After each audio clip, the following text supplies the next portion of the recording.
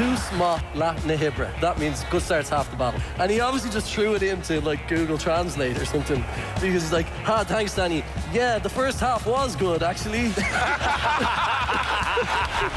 This is OTB Sports Radio. OTB Sports Radio.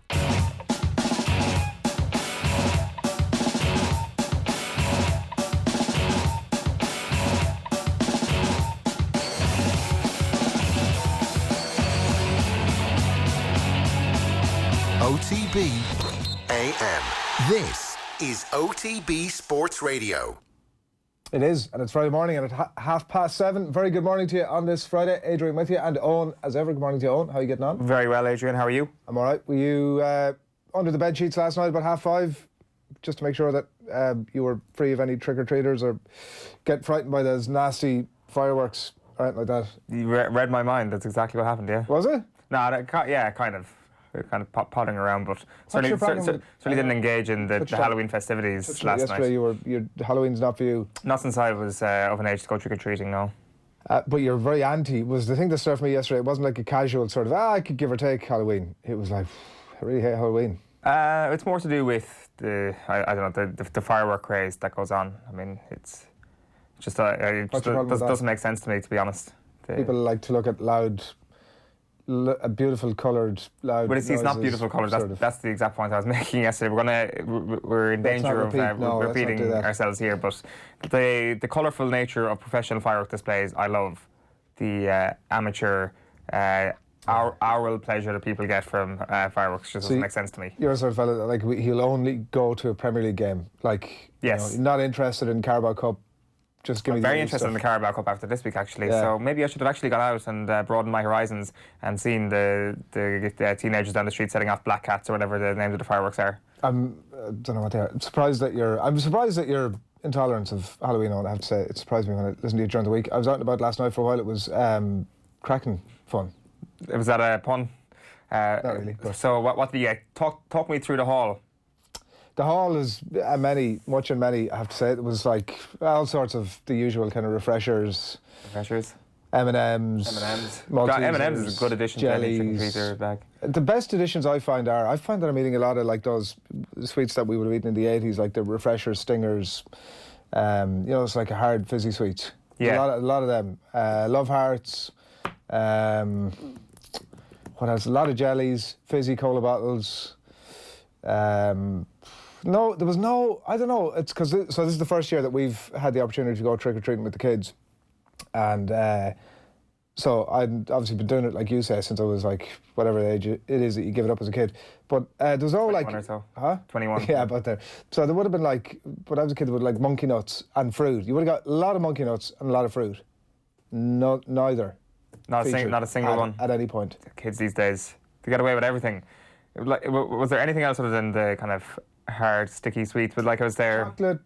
Bit of chocolate. What kind of chocolate? Like Maltesers, M&Ms. That's okay. Live with that. Any crisps? You wouldn't get any crisps. No. Just too big, I think. Times have changed. Yeah. I'm not gonna lie, it's a disappointing haul, Adrian. No, it was a good haul. I got stuck into it last night. See, the young fella's like, he's not even 3 yet, so a lot of it'll be lost on him. What did he go as? He dressed up as an incredibly scary aeroplane. He had the Biggles helmet. Do you remember Biggles, the book? The pilot guy was like, do you remember Biggles? No. Tommy's making faces as well, so you might dig out a photograph and put Biggles up there. But he's was this pilot. It was like sort of probably 70s, 80s book about this airline. I haven't really read the books, but I'm familiar with the name and all that jazz. But he would wear this like brown sort of cap hat. Yeah, I know the sort of hat. Yeah, like Dastardly and Muttley. Exactly that sort of thing. And so he dressed up as that, yeah. And he had an airplane on. That's a great costume. What did you go as? I had a very scary Dickie bow. Right. Yeah, and a Frankenstein half mask. Half as in like? Just like this, half that way. Okay. So you wouldn't. What did you dress up as what used you dress up as a kid? Very generic sort of vampires. I went as Ron Weasley one year as a kid. Right. Which was a very easy fix. Just a cape and a stick, basically, and I was a magician. Wizard, actually. When I was a kid, the plastic masks, were the plastic masks still in vogue when you were a young fella? Yeah. Or were they gone? Yeah, but they're uncomfortable, like. So they were uncomfortable as all hell. The elastic band would frequently snap and like almost take your eye out, or like some sort of a laceration at some point or another. Right. And also the heat inside them. Like your breath, the mouth hole was like this tiny little thing that you couldn't possibly, and also it's freezing cold outside. So all the condensation builds up on the inside. Your face will be on fire by the end of it. But yeah, things have moved on happily. And when you were in the Halloween shop last week, kind of sitting there sifting through, why is it Frankenstein that you're like, that's me? You say last week, I went to Deals or some version of Deals yesterday on the way home. Right, okay. That's what and happened. Then when you're in Deals, there was 3 options. One was some sort of a purple scary mask. The other one didn't even look like a Halloween mask. And then there was that one. And I thought, well, it spoke to you a bit more. It's probably going to fit around my head. So I'm going to, if you want to say it spoke to me more, let's run with that. My main thought was it's probably going to fit around my head, so let's go with that. And were you, did he terrify some people? Absolutely, yeah. My wife. It was great fun. And I'm astonished at your lack of engagement with it on, but sure, look, there we go. If anybody has any great Halloween stories from last night, do feel free to get in touch with us. We'd love to hear from you. Jim Gavin, it looks as if is one of the main stories in the newspapers this morning, is going to stay on. The Dublin chairman, Sean Shanley, has been giving a couple of quotes to some of the reporters about the likelihood that, certainly what he's not saying he's actually staying on, what he's saying is, well, he's been busy planning for next year. That would seem to indicate that he is staying on. The more surprising thing at this point in the year, given all the stick that like Clare have got over the hurling manager there, and Brian Lohan was appointed there last night, and Galway obviously the same, with it being now November and having no manager-ish, certainly in Clare's instance, in place. Like, the more surprising thing out the back of all that would be that if Jim Gavin had let it go this long without saying, listen, I'm not going to be around, and give Dublin that time to appoint the new person. And that is why we don't even need to see the story to know that he's definitely staying on. He realises, as much as anybody else around the country, what it takes in terms of preparation for the following year, that now is where your prep needs to start. Probably needed to start as soon as the All-Ireland finished, if there was a new manager coming in. And I know Jim Gavin isn't somebody to get carried away with anything outside of the current season, but if he was going to get succeeded by somebody next season, he would have been making calls, I would imagine, in the weeks immediately after the All-Ireland. This would be way too late for somebody like Jim Gavin to walk away, unless really there is a side to him that we've never seen before, which is like, I don't want my successor to have any success whatsoever, which is definitely not the man he is. So I could see no logic to this. There really would be no sense now in him stepping away unless something extraordinary happens. So he's around next year, like inquiring about fixtures, as Sean Shanley said. He's going to be back around, and really it's kind of a dagger through the heart for a lot of people who might have wanted Dublin to not win the All-Ireland next year. A dagger through the heart for a lot of people. I mean, for you. I think that as long as Jim Gavin is manager of a football team, that football team would always be in with a shout of winning the All-Ireland. You put in place that as well, the best collection of players that the country has to offer as well. And really, they're without question the most impressive team in the country and red-hot favourites for next season. But I do place a lot of importance on Jim Gavin's role. I know we don't get much, but he does seem unlike anybody else we've ever seen in the GAA in terms of his dedication to the cause, in terms of the professionalism he's brought, and even from the osmosis that will now allow Jason Sherlock to become a great inter-county manager. I'm sure of it one day. I'm not sure will anybody ever get to the level of Jim Gavin. I'm just convinced it has to drop down a peg or two in terms of the standards once he leaves. And that doesn't mean they're not going to be the best team in the country when he leaves. They probably still will be if he leaves in the next couple of seasons. But the utter dominance over everybody else, the ruthlessness with which they show the Leinster Football Championship, for example, I wonder will that still be dialed up to the level it is when he walks away. I maintain that Jim Gavin and Stephen Cluxton are still the two most important cogs in Dublin GAA. Yeah, and we don't know about Cluxton obviously yet as well. It's an interesting one. You do think that there's some sort of a template that's been delivered that, even in terms of, like, if you look at the Leinster one as an example, like taking the foot off the gas in Leinster is not something that's going to be accepted in, like, part of the legacy of his thing whenever he leaves will be that they take Leinster very seriously and they obliterate teams at every possible opportunity. So you assume that there are a load of legacy aspects, but the certainty that comes with him still being there is like a huge thing, I think, for Dublin over the next whatever number of years. He's got, I think, 2 years still to run, so whatever he does beyond this year, we'll see. But the certainty that comes with having him there, like, I'm saying that deliberately because you're not 100% sure. There's uncertainty necessarily if it is Dessie Farrell or Jason Sherlock or whoever it is that comes in. I'm sure there are other options that comes in after him, but it's the certainty of Jim Gavin being there. There isn't like reading the Brian Lohan story this morning, he still hasn't appointed there's no strength and conditioning coach appointed, for example. Like that's the stuff that big when issue. People talk about like why you need to get the appointment done early, it's to get all that stuff done and to get your team in place, like, because that stuff is not easily fixed. So the certainty, I suppose, that comes with him being there, but I'm sure there will be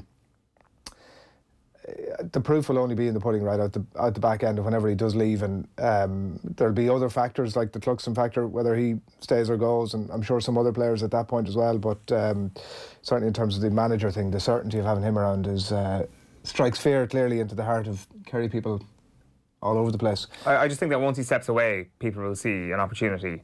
I don't mean to frame it as in, oh, this is bad news for everybody else, because I think he's a fantastic manager, and I think what time will judge what he's done even better than how we viewed it at the time. Once the full stories come out, hopefully the full stories come out and we realise why exactly he's gone in to put this 5 in a row together, I think he'll come across as an even more impressive man. So I don't mean to be negative like that. I mean, when he departs, actually, there will be I think there will be a spring in the step of people when he leaves. Back away from it. It's totally fine, 100%. Everybody understands why you're being negative.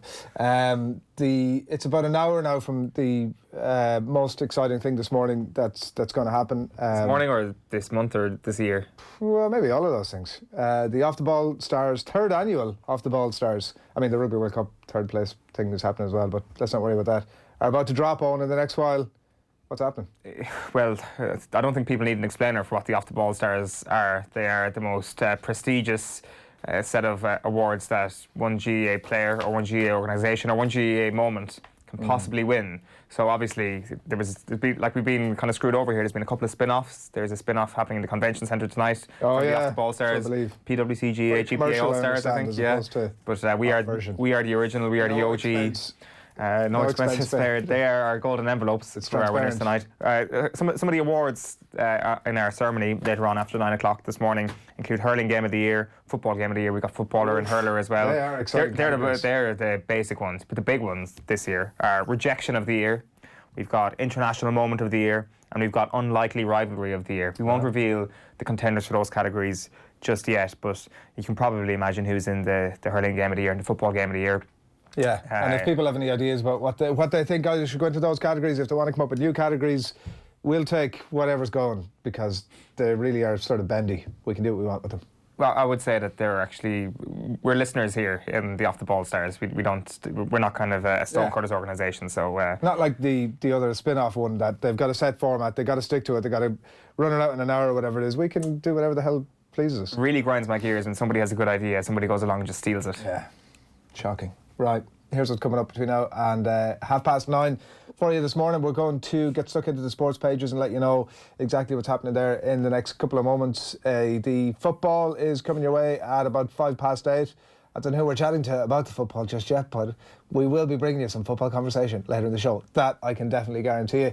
We're going to talk to a Donegal GAA doctor who's involved with Naomh Connell, who obviously eventually progressed out of the Dublin Senior Football Championship at the weekend after a second replay against Gweedore in Donegal, I should say. And they are going to, that doctor is an advocate for player welfare and thinks that having played on the Wednesday and then the following Sunday, having played all the previous weeks as well, it's just a bridge too far for these players. So he'll come and explain all that to us a little bit later in the show. We're going to talk to you about those Off the Ball Stars at about 8:20. Andy Dunne is in the house to preview the mainly, obviously, the World Cup final tomorrow morning, 9 o'clock start, and also if we can wring a little bit more chat out of the state of Irish rugby, we'll probably do that as well. And obviously the bronze medal game is on at 9 this morning, so we might touch on that too. We've got a very special crappy quiz edition coming your way after 9, and Phil Egan will be along with us as well after 9:20 to talk to us about everything that's happening in the world of live sport. It's almost 8:15 on this Friday morning. You're watching OTBAM, the sports breakfast show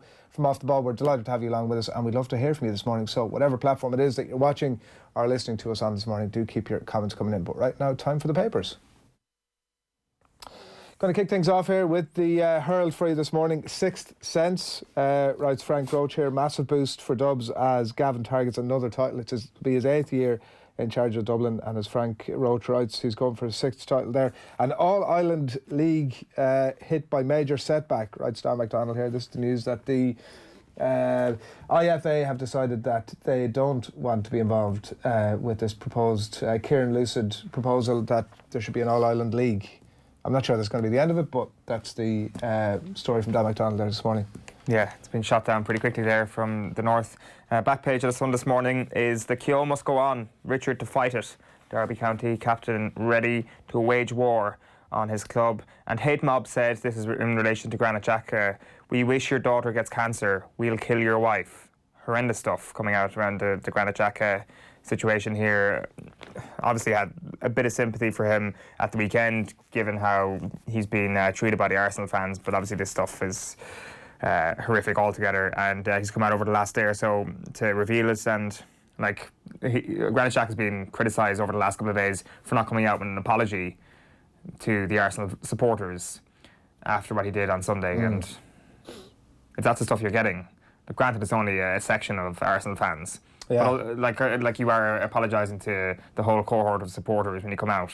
Like, why would you say sorry to that section of people, even though there's a tiny minority of people who've given you that sort of abuse, is what I think. I know people are on the other side of things and saying he should have come out and said sorry anyway. I have a huge degree of sympathy for Granit Xhaka here. I think he's been treated terribly by Arsenal supporters because they don't think he's a good footballer. They don't think he's a great footballer, and they're probably right. I think as a footballer, like, I don't think sometimes he should be starting for the Arsenal team. But I think it's a very different situation to actually getting up and jeering your captain as he's coming out. It's piss poor, let's face it. Like, that's the reality of it. And like, it doesn't always need to be an apology is the thing. Like, a statement with some context is totally fine. And that suddenly makes everybody, Arsenal fans, go, right, well, actually, we sort of understand now what's going on. And actually, when they're at the ground the next time and there's some asshole saying things like it was been said there, was that stuff online, or was it the pretty horrific stuff that was being said? I don't know if it was online or if it was actually. It was online. So, like, it does make fans also then culturally turn against that type of commentary, you would hope. But there's obviously the two things at play. One, like, it's okay to say that he's not a great footballer and, as a paying punter, express that point of view. But, like, you're sort of stepping over the line in a massive way by coming up with some of the stuff that's been said about him. It's horrific abuse, really. The Irish Daily Mail this morning, Taylor calls for crackdown on boxing dopers. Let's get serious, says Katie Taylor, says there's no room in the sport, given its nature, for fighters to be doped up to the gills. This is Mark Gallagher, who's reporting from Manchester ahead of Katie's fight at the weekend against the WBO super lightweight champion Christina Linnard-Dodau. Am I right with that pronunciation? Yeah, it sounds about right, doesn't it? So that fight's taking place tomorrow night, and obviously she doesn't have any belts on the line because it's a different weight class for her. She moves super lightweight. That's Katie Taylor. And All-Ireland League on the rocks as IFA reject plan is the other story there from Philip Quinn. The back page of the Mirror this morning is double Klopp. Reds boss may have to field two teams on the same night to avoid cup chaos. So Jurgen Klopp split his Liverpool squad so different teams could play in the FIFA Club World Cup and EFL Cup on the same night. And you've also got that Fall Island League. That's the headline on the story regarding the IFA shooting down Lucid's plan for a joint venture. And Lohan in at Clare, says Pat Nolan. Coming for Caribbean home on the front page of the Examiner this morning, Lenihan and O'Gara, England's time is now. That's very much the narrative across anywhere and anyone you speak to, that England are going to get the job done. We'll hear from Andy Dunne a bit later on that.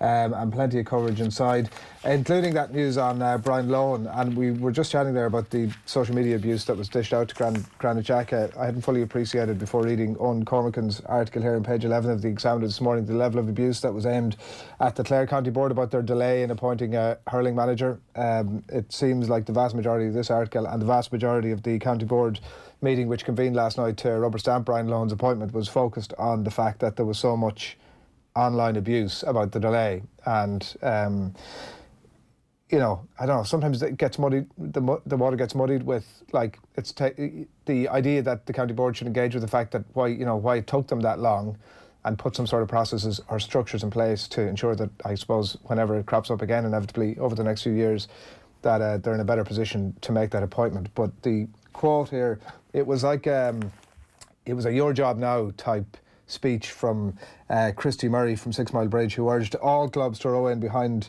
the new manager, Brian Lohan. Now, there wasn't 100 applicants, so let's get behind them and try and get Clare back to the top. I.e., there was literally nobody else, and we hope he does a great job of it. It's you kind of have to feel a little bit for Brian Lohan after that kind of statement comes out as well. If it's taken this long to a point, there might have been a situation where he kind of felt a duty to the county as well, and revealing that there wasn't exactly 100 other candidates to come in. It's a euphemism for there was nobody else. But yeah, exactly. So you do kind of feel for him straight away, and he is coming in a very tough position. This delay does not reflect well on Clare, and clearly they've got a bit of abuse online for that as well. Yeah, he does have some staff in place, but not all. I should mention as well, the page 14 of the Examiner, Liam Mackey writes about the Kieran Lucid situation and the Irish Football Association thing, that they don't really want any part in it. There's a follow-up here in Liam Mackey's article, where he says there was an email to the League of Ireland clubs last night. Lucid added more details on the status of this proposed venture. He said 2 broadcasters had expressed a genuine interest in covering the new league, along with countless positive discussions with commercial and political figures. He added, "We've not asked the clubs to commit to a league or format, simply to explore the feasibility, appetite and potential of cross-border competition in conjunction with Hypercube," who I'm assuming some of these events organisers. So, the main takeaway there is that he's, despite the clubs that are under the auspices of the Irish Football Association saying we're not interested, he's saying still on, which is kind of interesting. But I guess he's got to fight for it, and maybe it emerges in some other guise that doesn't involve the clubs unless it's a sweeten the deal thing from the Irish FA. Were you surprised to see this story yesterday? That they had said no? Yeah. Astonished. Why would you not, he says himself almost, why would you not tease it out a bit more? Why would you, I don't know, unless they had said, listen, here's our tipping point. It'll be a financial conversation, right? It'll be here's our tipping point, here's the sort of funds we would need to make this thing happen. It won't be about the Setanta Cup final shouldn't have been played in Cork, it should have been in Dublin, or it should have been in Newry or wherever it should have been. It'll be a financial conversation, really. And yeah, so for that reason, is that what you're getting at? That I think that I don't know. I think out a bit more. When we were having these conversations, when Kieran Lucid first came up with this plan and we were having conversations about it, it's like, is this a good thing or a bad thing for the League of Ireland? Actually, no, it's a good thing. Yeah, grand, let's press on with it. Oh wait, there's actually another party here that we completely forgot to think about, that just because it made sense for the League of Ireland doesn't necessarily mean that this whole thing is all hunky-dory. There was another party here that we completely forgot about. It never even crossed my mind that the IFA might actually come in and say, nah, because, and I guess that's perhaps the way we look on the Northern Irish League as people down here, or maybe it's just me. I definitely. You were saying they're so shit that they should just get on board. Well, I thought that personally, I think the League of Ireland's in a better place. Just about, I think they're on a close enough playing field. But I think that if the League of Ireland were willing to sacrifice the European places, then I thought that those in Northern Ireland might have done the same as well. But I was wrong, and we were all wrong. Clearly, there's a very different view in and around the Irish League. So yeah, well, I know that the organisers had been in long conversations. That's not a recent thing that they were involved in conversations with them. So, but well, you wouldn't just see it out for a while more. Wait, what's the rush to say no? Yeah, well, I guess it's not. Maybe this is all part of a PR play as well. Yeah. That maybe they're not getting what they want at the moment from Lucid, or maybe that there is a bit of negotiation going on. Go to the press, say it's a hard no. Sweeten it up a bit. Yeah, and that's what's going to happen. I'd say that's how these things work. Back page of the Irish Daily Star is sick abuse sent me over the edge. That's Granit Xhaka saying boo boys made him lose the plot. Irish Stars slam Derby meanwhile. That's Jeff Hendrick and Harry Arter rallying in support of Ireland teammate Richard Keogh. Klopp may split squad. That story there about the Club World Cup and the EFL Cup clashing, and Lohan named boss in the banner. The Irish Independent this morning, Dublin Eye 6 in a row. Right, that story from Frank Roach there again. A nice shot there of Katie ahead of her bout this weekend. Lucid Group to push ahead with All Ireland League despite major setback, writes Dan McDonnell, and former Piershig boss O'Neill now leading the Galway race. This is the latest development, writes Jonathan Higgins here at the back page of the Independent. The latest development from Galway, that former Piershig manager Shane O'Neill is the front runner now to take charge there. That really is turning into a saga. The Irish Times this morning leads with the rugby. It will be physical, but England looked perfectly primed, says Jerry Thornley in Tokyo. And the eyes have it. England vision coach Calder closing in on unique prize. So this is Cheryl Calder, who's been written about quite a bit during Eddie Jones's tenure as England head coach. She's got a vast array of experience, and you can see her there coaching Lako Vunipola in terms of his peripheral vision, I want to say. I don't know too much of the science of what she exactly does, but I know that she is a vision coach and has worked in Formula 1 before and has worked in roles in rugby and football, I think, as well. She was previously she was in the Clive Woodward setup in 2003. She was with South Africa in 2007. She's worked with Ernie Els, some F1 drivers, like a long track record of, and like 15 to 20 years ago, it was seen as a bit hocus pocus. It was like, well, this is highfalutin stuff that actually doesn't really mean anything. But clearly, what happens obviously in these instances is, whether it's making any difference or not, somebody sees that somebody's working with a winning team and they go, well, we must have some of that. And I mean, maybe there's a placebo impact of that either way. I have no idea. We'll see. When they win the World Cup, we'll be like first in the queue for a vision something.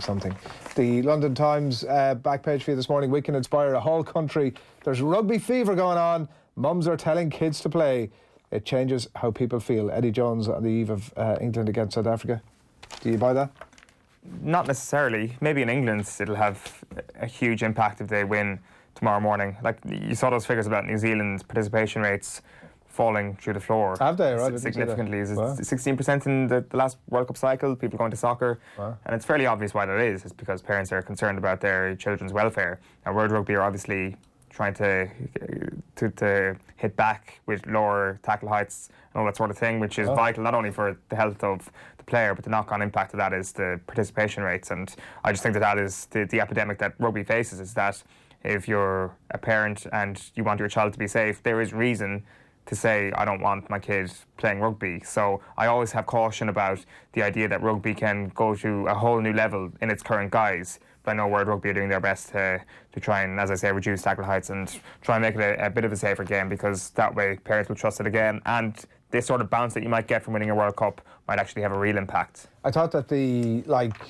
outside of those fair points, the impact of high sporting achievement had been, the idea of legacy had been sort of, we'd put a bullet in that post-London 2012 that actually it's not really a thing. You're going to get loads of outlier examples of kids who are growing up who are going, I remember watching Johnny May in the 2019 World Cup, and he inspired me to go on to do this thing. It's incidental. You're going to have loads of that, but it's incidental. It's not necessarily the plan. That, like, the impact mums are telling kids to play. I mean, are they? Watching the World Cup and England are flying it, you should go and play rugby. Like, as somebody with kids, I wouldn't be thinking, Jesus, great, Ireland are winning the World Cup. Come on, let's get a rugby ball. And like that, it's the Wimbledon factor. Like, it lasts for a week or two, but there's no great legacy to it. Unless there is the sort of pushy parents element to it. Yeah. It's like, oh, my child has a chance of being the best in the world. And he gets swayed by, you as a Tiger parent get swayed by, like, I don't know, Andy Murray is like doing really well at Wimbledon, and you're like, okay, now you're going to become a tennis player. Or like Lewis Hamilton has been in the Formula 1, let's get the go-karts out. I mean, I don't know. You're going to be a Tiger parent either way, is what I'm saying. They just have too much success in Britain, basically, is what you're saying. Yeah, I've used a lot of English examples there, haven't I? That's fair. British. Back page of The Guardian this morning is the Rugby World Cup final, naturally. England can inspire a nation by winning a World Cup, says Eddie Jones. I feel rejected, or felt rejected. Meanwhile, says Captain Xhaka, Arsenal fans' abuse caused that reaction. And fighting back, West Ham's Kenza Dali on a life of tragedy and triumph.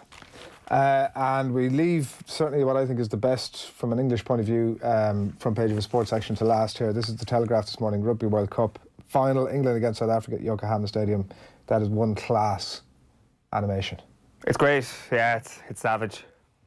Like, yeah, it is. It's Go on, what? No, I was just saying. I didn't realise that it was the William Webb Ellis trophy he actually had there for a second. I watched it, I looked at it last night, and it was the same thing. It took me a second to realise, but it's beautiful. That's must be a sturdy old trophy. You put Bicep smashed to the grass. We do one last one for you. The Irish News this morning. Lucid not put off by IFA rejection. That's it. That's the newspapers for you this morning. It's nearly 8 o'clock. You got to applaud his attitude to all of this. Kieran Lucid. Yeah, getting rejected and saying, but at the same time, right, when you actually think of it logically, as we were discussing earlier on, he'd be some weak businessman if they'd issued that statement and he'd gone, right, lads, call off the hounds, it's all done. Like, that wouldn't have shown much belly for the battle. No, maybe there is kind of a distaste for this being a stepping stone, perhaps, in the north, about could this perhaps lead to an all-island team, as was obviously kind of floated decades ago.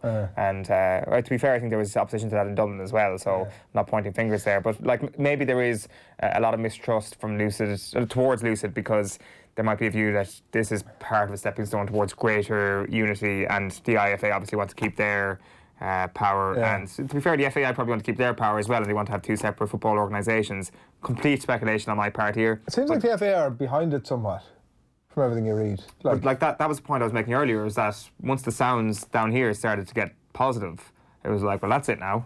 Oh, all right. This so is the wheels down here, they should have said, no, it doesn't make any sense, and that would have, like a flash. That's an interesting theory. A bit of a double bluff. But I mean, there's ultimately they. It's a great word. It's very handy. You can connect any clauses you want. You with that word. really can. I'm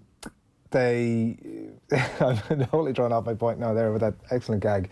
The IFA, I think, like, what they would need convincing about is the competitiveness of it, right? So that you would say, probably part of their concern is, if we were to just launch headlong into this thing now, like, the evidence over the last number of years has been that your guys are going to get the better of our guys, and we don't want to knowingly buy into a system that, give or take a couple of outliers, your team's going to be beating our team. So we need to have some sort of assurances about equity of finance. I suppose that's probably the major thing. Like, that's the thing that at some point, when it all starts to level out competitively in whatever it would take 3 or 4 years, in terms of the quality of teams, and I'm sure there'd be, like, more movement of players as well. Like, there'd be far more players moving between leagues, you would think.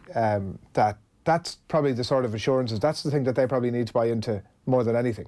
Yeah.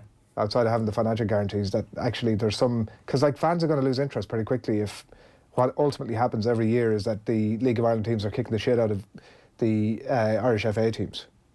The Irish League teams. Like, I don't think anybody thinks that that's a realistic possibility from the off. Like, I don't think the golfing class is... It's not a golf, but the main body of evidence has been that the teams down here are better than the teams up there. Yeah, definitely. And I guess that was kind of my way of looking at it, is that perhaps we thought that because of that, they would just follow suit, but actually it's probably the opposite of that. It has the complete opposite reaction, because there are European slots up for grabs, and perhaps then if you collate that all into one league, if you accept that the League of Ireland is in a much better place than the Irish League, then you're basically sacrificing all your European spots, and teams in the south get them all. Whereas our logic down here is that we might lose one European place, 2 European places. So what, like?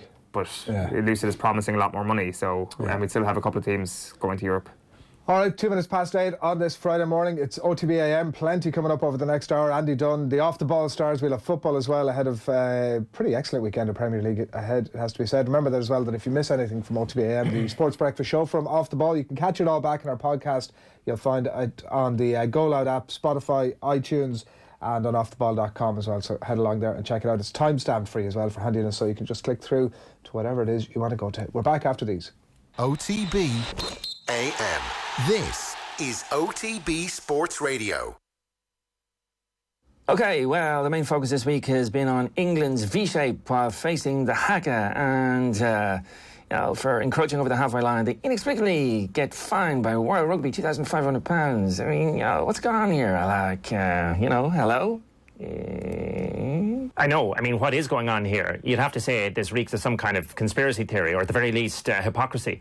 I mean, the All Blacks are allowed to perform a kind of Maori war dance, threatening to rip their opponents' heads off. Rip off their heads and shit in the hole, I believe, are the lyrics. Well, we don't know they're the exact words. I mean, we can't 100% verify that they're the exact lyrics. OK, fair enough. But how are you supposed to react when a bunch of crazy men with bulging eyes and tongues hanging out are shouting at you and threatening you in some kind of unintelligible rant? Well, I suppose you could ask the same question of anyone coming out with Copperface Jacks on the Saturday night. OK, Ronan O'Gara joins us live from the Jacks, as usual, in France. Ronan, South Africa sort of promised a big physical battle against England. They kind of bullied Wales in the semi-final. Are they going to do the same again against England? That's a good question, Ger. Can they do the same? I don't know, to be honest. They might, and then again, they might not. I suppose that's the thing about rugby, you just don't know. Indeed, you don't. Just like anything that actually hasn't happened yet, it's hard to know. But I was hoping you might be able to, I don't know, shed some light on the subject, maybe? Well, I think England will have to accumulate points at this level. They know that, so they'll have to accumulate points early on if they want to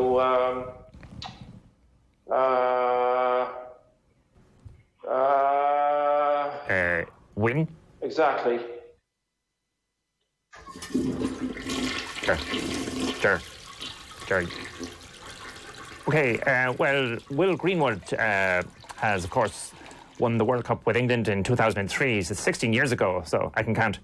And Will joins us now live. Will, what sort of mindset do you think England would adopt when facing the All Blacks on Saturday? Would it be all-out attrition, or would it be a bit more to it than that? Biggest game of their lives ever. Bish, bash, bosh, smash, grab up the middle, clear out, boom, bomb, bombard, absolutely clinical, fire in the belly, ice in the veins, key battles in the tight five, two mammoth packs, toe-to-toe, stuck in from the off, all or nothing, no holds barred, gain line, hard yards, line out crucial, in, out, up, down, around and about all day long, scrums, absolutely, back row breakdown, vital, impact, contact, halfbacks, 9, 10, 11, 12, 13, 14, 15, vital, bring it on, space, vision, man or two along it, absolutely vital, more vital than anyone or anything, anywhere, ever. Oh yeah, okay. 53106 is the next number. If anyone has a clue what Will Greenwood was talking about, I certainly don't. Yeah, you could be in with a chance to win something in association with something, although let's face it, that's highly unlikely. I think he said that England were going to win, but I can't be sure. I think there's a fundamental flaw in a sport that sort of makes you want the Springboks to come first. That's what I think. Yeah, it's hard to care. Gotta say, I'm kind of sick of this World Cup rugby bullshit. I can't wait to get stuck into some proper analysis, like analysing something with merit, something with real soul, like, I don't know, Birmingham Derby. Birmingham versus Aston Villa. That would be my dream. In the meantime, I'll say goodnight. Go, Baka. Baka me backside. Sick of it. Richard's rugger thing. On Off the Ball. With Vodafone, official sponsors of the Irish rugby team. Team of us. Everyone in. To be fair, it's pretty good. It's outstanding. It's What's your favourite bit? Well, his Greenwood is absolutely spot on. Like I know we're here for the laughs and all that, but as a pure art form, in terms of an impression, his Will Greenwood, that is the... There's a lot of them that if you listen to without watching them, you actually might get confused, but that Greenwood, indecipherable. Of course, when he's saying pish bash up the middle, you realise it's not Will reading Greenwood. off a lot of numbers one after another. Fantastic. Is that shirt, do you have that shirt? No. First, when it flashed up, I thought, there's Owen's shirt. Well, the thing is, I never button my shirt up to the top. That's a very Gilroy thing. I haven't done that since I was about 17, maybe. Sheahan lashes back at Cooper. Yeah, the wardrobe department for Richard Ard's rugger thing need to have a long, hard look at themselves in the mirror, to be quite honest. It was like half two different types of shirt rolled into one. Yeah, I only noticed that after you spotted I don't know this that one. he go to the zip and get it made up, or was that something you could actually buy? I'd say it's something you could actually horrific buy. looking. It looks like he pulled it out of his something wardrobe. Something like you'd wear, like actually. You got there in the end at the punchline. But that's I don't know. I'm quite comfortable in my own shirt choice. Adrian, thank you very much. Fair enough. I mean, I was going to say I can't vouch you, but you really can. Not great. I don't claim to be a fashionista, so it's okay. Are you coping all right with it? Yeah, it's hilarious. It's what I find funny is people who then do Richard's impression to me.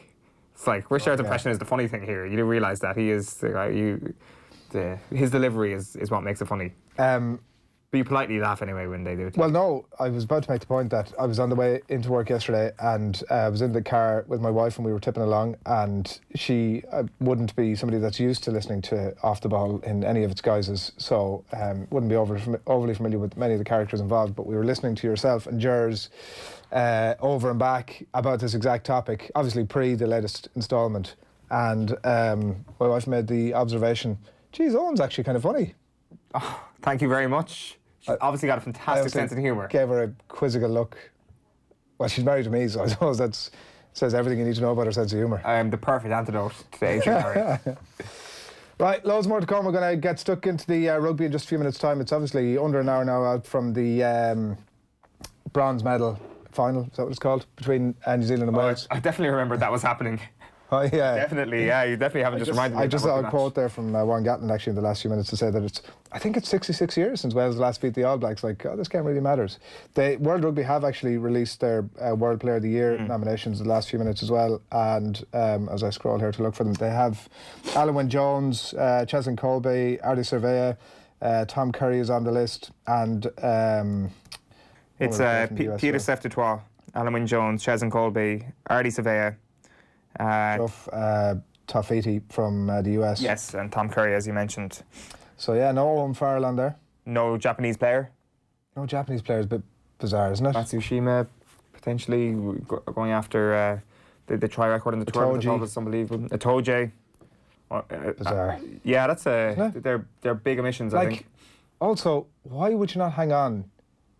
These awards are on Sunday night, actually, aren't they? But also, hang on until the World Cup final is done, surely. I think, I'm not, correct me if I'm wrong here, but I think that the actual decision on who wins is based on, it comes after Saturday. I think that'll happen for the coach anyway. I don't know for a fact that'll happen after tomorrow's final. But like if Itoje goes out and has man of the match, for example, having had an unbelievable World Cup, and is man of the match in a World Cup final, he's not on the shortlist.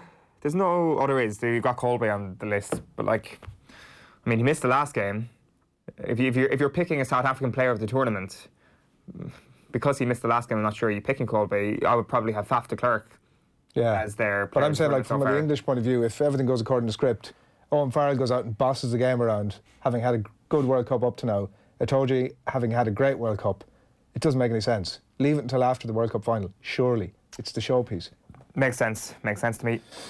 Right, we're turning our attention briefly to GAA for the next few minutes. We're getting back to the rugby in just a little bit. Andy Dunne is going to join us in studio to pick through the weekend's action and to have a little bit more reflection on Ireland as well, so do keep your thoughts on that coming into us. Dr. Charlie McManus joins us on the line. He was the Donegal team doctor under Jim McGuinness for 4 years from 2010. He's been leading the way and an advocate for player welfare in the GAA, and wrote a letter yesterday to Ulster Council which drew our attention. It requested that the Ulster Championship quarter-final between the Donegal champions Naomh Conaill and Cavan's Castlerahan, which is due to take place on Sunday at Breffni Park, be postponed by a week to allow the Naomh Conaill players proper time to recover. They won the Donegal title on Wednesday night, a 1-point win, a second replay, 1-point win over Gweedore after an epic trilogy in the space of 10 days, and due to play in Ulster on Sunday. Charlie, you obviously are very much of the view that this game should not go ahead. Certainly. Good morning to everyone listening. I want to thank you for giving me the opportunity to discuss this briefly on your show. Certainly I'm of the opinion this game should be postponed. It goes against everything I believe in to in any way be an advocate to allow this match to take place 3.5 days after these boys have won possibly for some of them the most important game of their lives so far. We have to remember that to win a county championship is probably the pinnacle for most people's careers, and to not allow a team to acknowledge that and to ask them to represent their county in a provincial club championship 3.5 days later is wrong on so many levels, and that's why I felt the need to address this. Obviously, I had these concerns pre the game, but I think to anyway try and address it may have come across as being unkind to Gweedore and give them the impression that I felt that Naomh Conaill were going to win. I think this is something you could only address after the final results. And as you said, this was a trilogy. This is a trilogy of epic proportions. I've never witnessed 3 games, a club or county, of such high intensity, of such a physical battle, where both teams showed each other an incredible amount of respect. and played football that drew an increased number of spectators per game. Like the last game of the series had the largest attendance in Ballybuffet and had to be put back 10 or 15 minutes. When the boys come off the field, eventually, when I was coming home, it was just about 2 degrees in the car. To allow this game to go ahead without recovery time, and anyone who's involved in any sort of sports medicine will inform you that the big emphasis now is on recovery and rehab. These boys won't have time for either. By allowing this game to go ahead, it says, we don't recognise you as the champions you are. We're going to pit you against another county champion team. Now, Castlerathan, I don't want to take away from Castlerathan. This has nothing to do with Castlerathan, and I wish them well in their in their game and everything. But this is solely about my interest in the boys that I have to somehow try and keep a handle on. And to ask me to, in my opinion, if I was asked this game will go ahead, I can only say it cannot go ahead.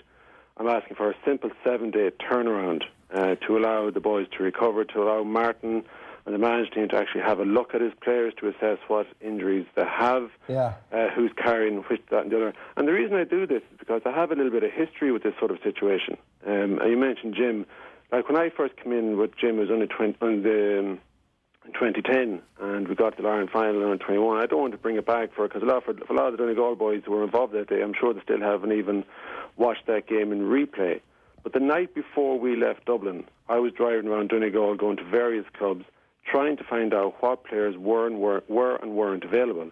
We arrived in Dublin with half of them suffering from significant upper respiratory stroke viral infection that wiped them out. They had absolute zero energy. Michael O'Donnell during the week gave a talk that he remembers Jim telling him about half-time in that game, Anton McFadden, who would have been a very attacking half-back for us back at that time, had to come off before half-time. He was shivering in the corner. And I'm standing there as a team doctor, and I should have just cancelled that game on health grounds. That night, we got back to Donegal town, and the late Pat Shulman was with me. And I remember I looked at him in the dressing room after the game, and he was the colour of the wall.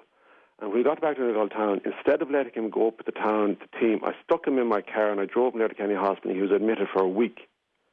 I also have kind of history with when Declan Bourne in his last year was under 21 team. Yeah. You know, they won the Ulster. I think there was a replay involved. They became Ulster champions. I can only ever dream of being a club county champion, but to win your provincial championship at any level, and then to ask those boys to turn around 6 days later and meet the might of Dublin, it was totally wrong and should not have been allowed to happen. Here we have a situation where we've teams who have played 3 games, including extra time, are asked to not actually acknowledge what they've achieved, to return and go out again solely to fill a fixture. When we Charlie, have sorry to interrupt, Charlie. Can I just interrupt there for a sec, Charlie? Just get back to the point. Have you made your concerns, those same concerns, to Donegal County Board? Because the problem here, in my view, is that this fixture was set in stone from a couple of months back, but this game required 3 days to take place. Why was there not penalties that took place last weekend? It's not for me to discuss why there were not penalties. I think that's did you make the same concerns to Donegal GAA? Have you made the same concerns to Donegal GAA? We made a representation to the Ulster Council before the game, asking for it to be postponed. And when you saw that there was a possibility that this might go to a trilogy, which is the issue here, this is the issue we've dealt with, and I'm not saying that the provincial councils are exempt of blame here whatsoever, Charlie, but this is the issue we have, is that fixtures end up getting pushed back for various reasons. It could be because your team is in inter-county action all summer and you can't get your championship started until late in the summer or early in the winter, whatever it may be. Another reason is that there are too many replays. Why was there not a penalty shootout or a free kick-taking competition that took place last weekend? I don't want to go off the point here. You're asking the wrong person that. That's not for me to comment on. Have you found out? Have you asked Donegal GAA why that wasn't the case? But I'm only here to discuss what has happened. And what has happened, we've had a 3-game turnaround in 10 days, and now you're asking to go out into a club championship at provincial level and tug out again. It's absolutely wrong. Because the county final took 3 games to take place. That is why there is such a quick turnaround. Exactly. But what is the issue here? We can look forward. I can't comment on why there weren't an end to it after game 2 or after next game 1. season, should Donegal GAA change their structure next year, in your view, to ensure that this does not happen again? In your own county, do you think that should change? But you're asking the wrong person. And you're a member of Donegal GAA. Sorry, I'm only here to try and address what has happened. It's unheard of to have had a 3-game county final. There was 4 other county finals in Ulster the same day as ours, the first time. If it had been won the first day, this would not be a discussion. This is an unprecedented set of events that could not nearly been accounted for. Possibly won't happen again, as you said, because I think they are bringing a rule next year that this will not be allowed to happen. But this has happened, and we can't be thinking about what we should have done to prevent it. There's no point. You can't look back.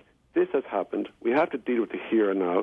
I'll try and meet the management maybe later today, but I'm working today, maybe tomorrow morning before they go to Cavan, and see where each individual player is, and see if I can actually say to them, I think they can or cannot tog.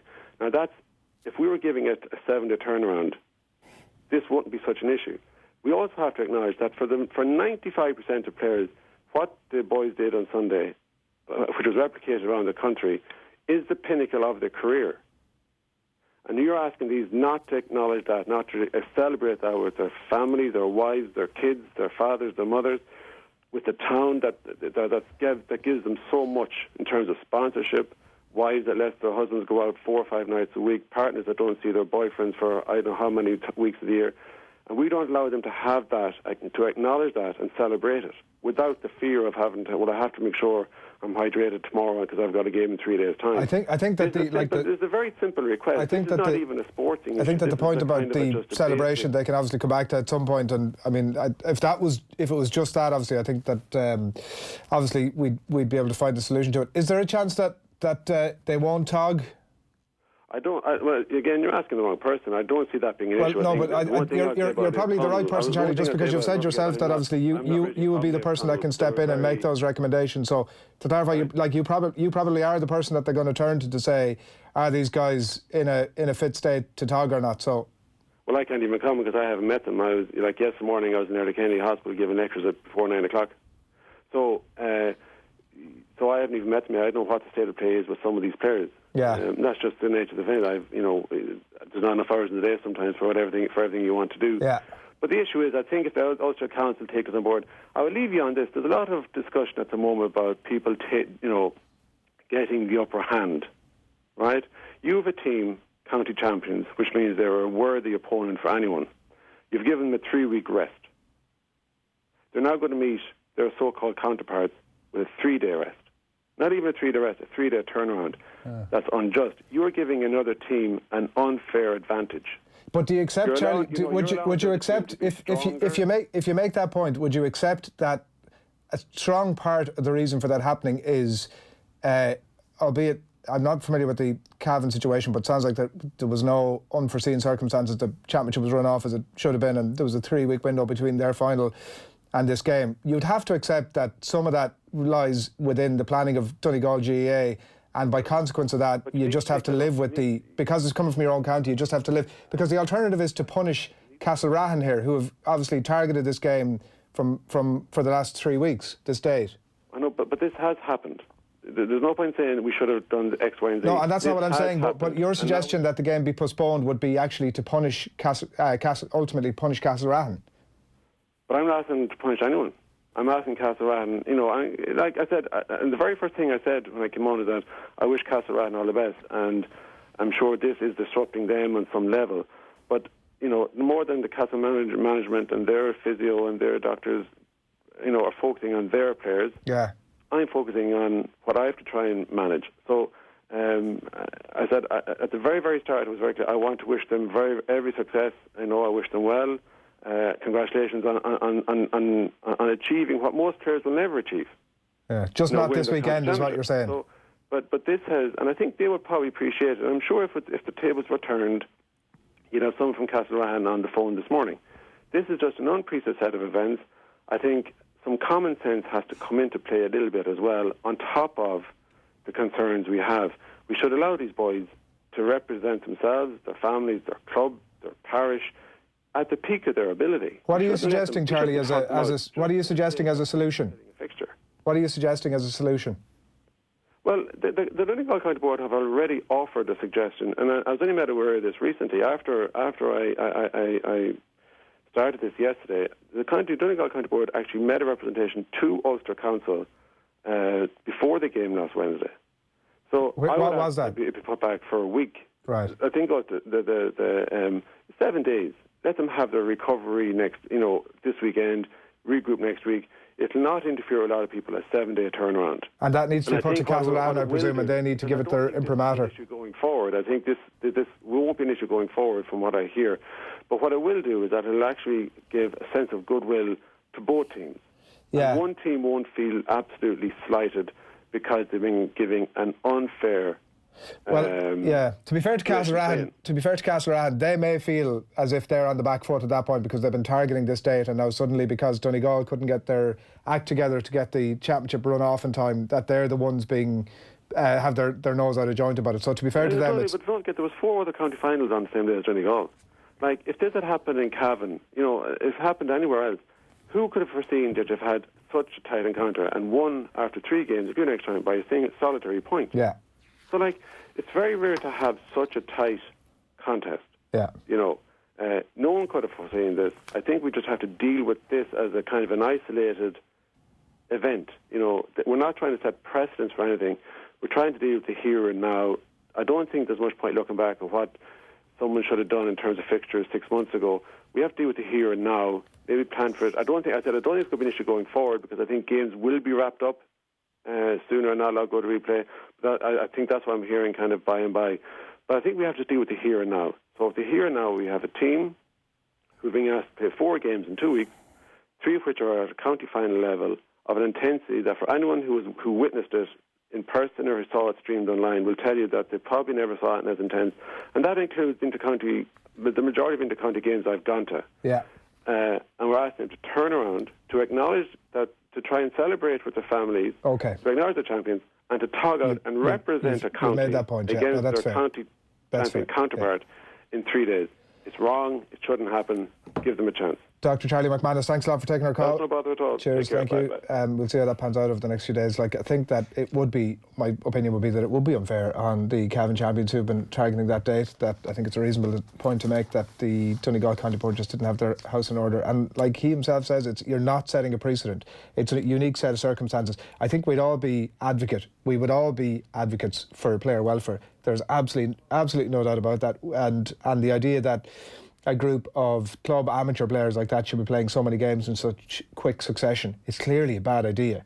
But at the same time, your own county board have backed you into the corner on this. Yeah, it's not entirely unprecedented. 2019 is the year where we've actually seen many factions within the GAA actually wake up to the fact that this is happening and pre-planning. It happened, the FBD League final was a draw. The National League started the next weekend, so the FBD League final went to penalties. That is common sense. These county finals, and I'm not saying it's Donegal, like Kerry semi-finals last weekend couldn't go to a penalty shootout. I think it was actually because of fading light in the end, in a draw.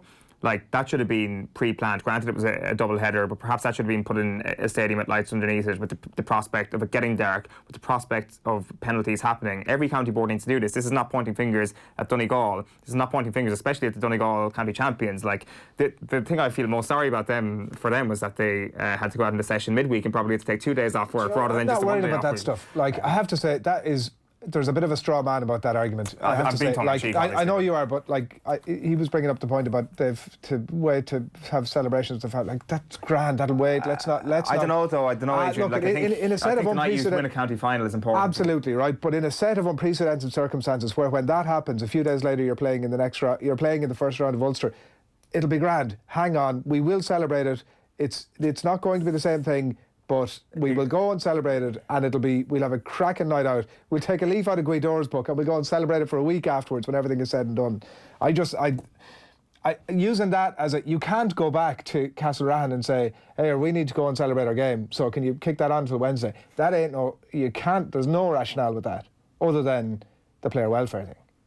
Yeah, I think ideally then it's a situation where you get the fixture fulfilled regardless of whatever it is. You put it in a place where there's floodlights and you have the possibility of playing penalties last week, and from your own perspective, even though you're a week out from the next round, go out and enjoy yourself that night. Winning a county final is a tough task, and even midweek, I say fair play to them. It's not the same. You got to appreciate these moments when they come around. So yeah. Unless you've got the first round of Ulster.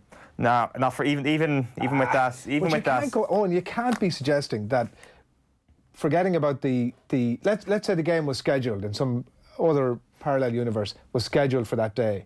Like, I'm sure it was a 2-day session. So the player welfare thing wasn't an issue, right? Like, the impact on the bodies wasn't an issue. You couldn't say, listen, we want to go out and celebrate it. So with that the first round of Ulster has to be kicked back on that basis. Oh, I'm not saying it should be kicked back. Right. I'm just saying this week that they were dead right to go out and enjoy themselves rather than thinking about their game 4 days ago. I'm all for that. Dan Morris says there was common intermediate final went to a replay, extra time and penalties. Decided it last weekend because the provincial games are this weekend. Makes absolute sense. Thanks to Dan for sending that in. Do get in contact with us. We have rugby next here on OTBAM. Andy Dunne in studio. We're going to take a quick trip back to the start of September now when Andy was in studio with Johnny Ward on OTBAM. On a scale of 1 to 10, finally, how optimistic are you Ireland can reach a semi-final? About 2. Oh my God. Yeah, unfortunately. If you'd asked me this question last November, I would have said 8 out of 10. Unfortunately, That's a hell of a swing. Yeah, it was a hell of a swing in performance. One of the great sporting mysteries to me, that how we on from the New Zealand game from the New Zealand game to 2 to 3 months later with the same group of people. It really looked like a different group, and teams have figured this out, though. Is it not? Yeah, nice? teams certainly figured out the style of play, and there's an element of, from a coaching point of view, do you abandon ship very early, or do you stick with the processes that have delivered you great success? That's a huge problem as well. Like, for any sporting team, you've got. At the time, we were second in the world. We've beaten the All Blacks, won in Australia and won a Grand Slam. And you've a bad day against England, you don't suddenly throw the baby out with the bathwater and say, OK, we've got to change everything. But I think it was pretty evident by, say, 10 minutes to go in the Welsh game we're in trouble, it had been a pretty disastrous Six Nations. The England game again in Twickenham wouldn't have done a whole lot for the group confidence, and then a much improved Welsh game will help a little. But I think there's a fickle nature to our performance at the moment, and as a result, I don't see it right now. But the irony being, if we get through Scotland and we get through Japan, as the tournament goes on, I think we will become an increasing threat. My biggest concern at the moment is actually the Scotland and Japan, this 6-day turnaround. Yeah, that was Andy Dunne with us in September. We had a comment actually in from BMC on YouTube who said the trouble with Irish rugby is there's very little dissent from players to all the commentators on this show. No one was calling in early 2019 that Ireland's game plan had been figured out. Andy, it was September, but you've been saying it for a while. I don't know where to go with this post-mortem, given the conversations we've had over the last couple of weeks. What do you think? Where did it all go wrong? We have to where do we go from now? Here? Maybe we could focus on where do we go from here. Maybe. How do you? If Philip Brown gives you a call in the morning and says, "Andy, I've been watching everything you've said there. You're making a lot of sense. We need to put some sort of a plan in place for the next 4 years." What's your top 3? My gut feeling is that, first of all, we don't need to do one of these Genesis-style reports. Oh, Jesus, spare me. I mean, what I would think would be wise is actually, I saw Gordon Darcy had suggested giving players the kind of immunity in terms of, don't disclose their identity but ask for their feedback and, take the gloves off and get full feedback from the players. I think that would be smart. And maybe they should just leave it at that. You don't need another Genesis report. There's nothing wrong with the game in Ireland in terms of we've a very successful provincial or club setup. I mean, Wales are pathetic in the Pro 14. They've never got close to winning a European title, but they've had 3 World Cup semi-finals. They're in this dud game this morning, but they're still in it, the 3rd, 4th place playoff. They've 3 Grand Slams and 4 championships under Gatland, and they've a lot of young guys who are going to develop in the next World Cup. So they're in a healthy state. Irish rugby below the tier of the national side is in a much healthier state than Wales, for example. Yeah. It's just literally about, we don't need a root and branch analysis of everything that's wrong in Irish rugby. We just need to get the Irish team playing well.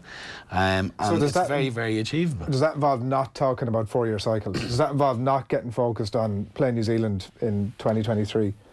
I think if we want to be successful in the next World Cup, we've got to try and develop a style of play that, for example, we may struggle with in certain games. And if it's a Six Nation game here or there that we lose but are trying to play a certain way, who cares, in my mind? Well, the IRFU obviously care because it's 80% of the revenue that's generated by the national team, the Six Nations. But,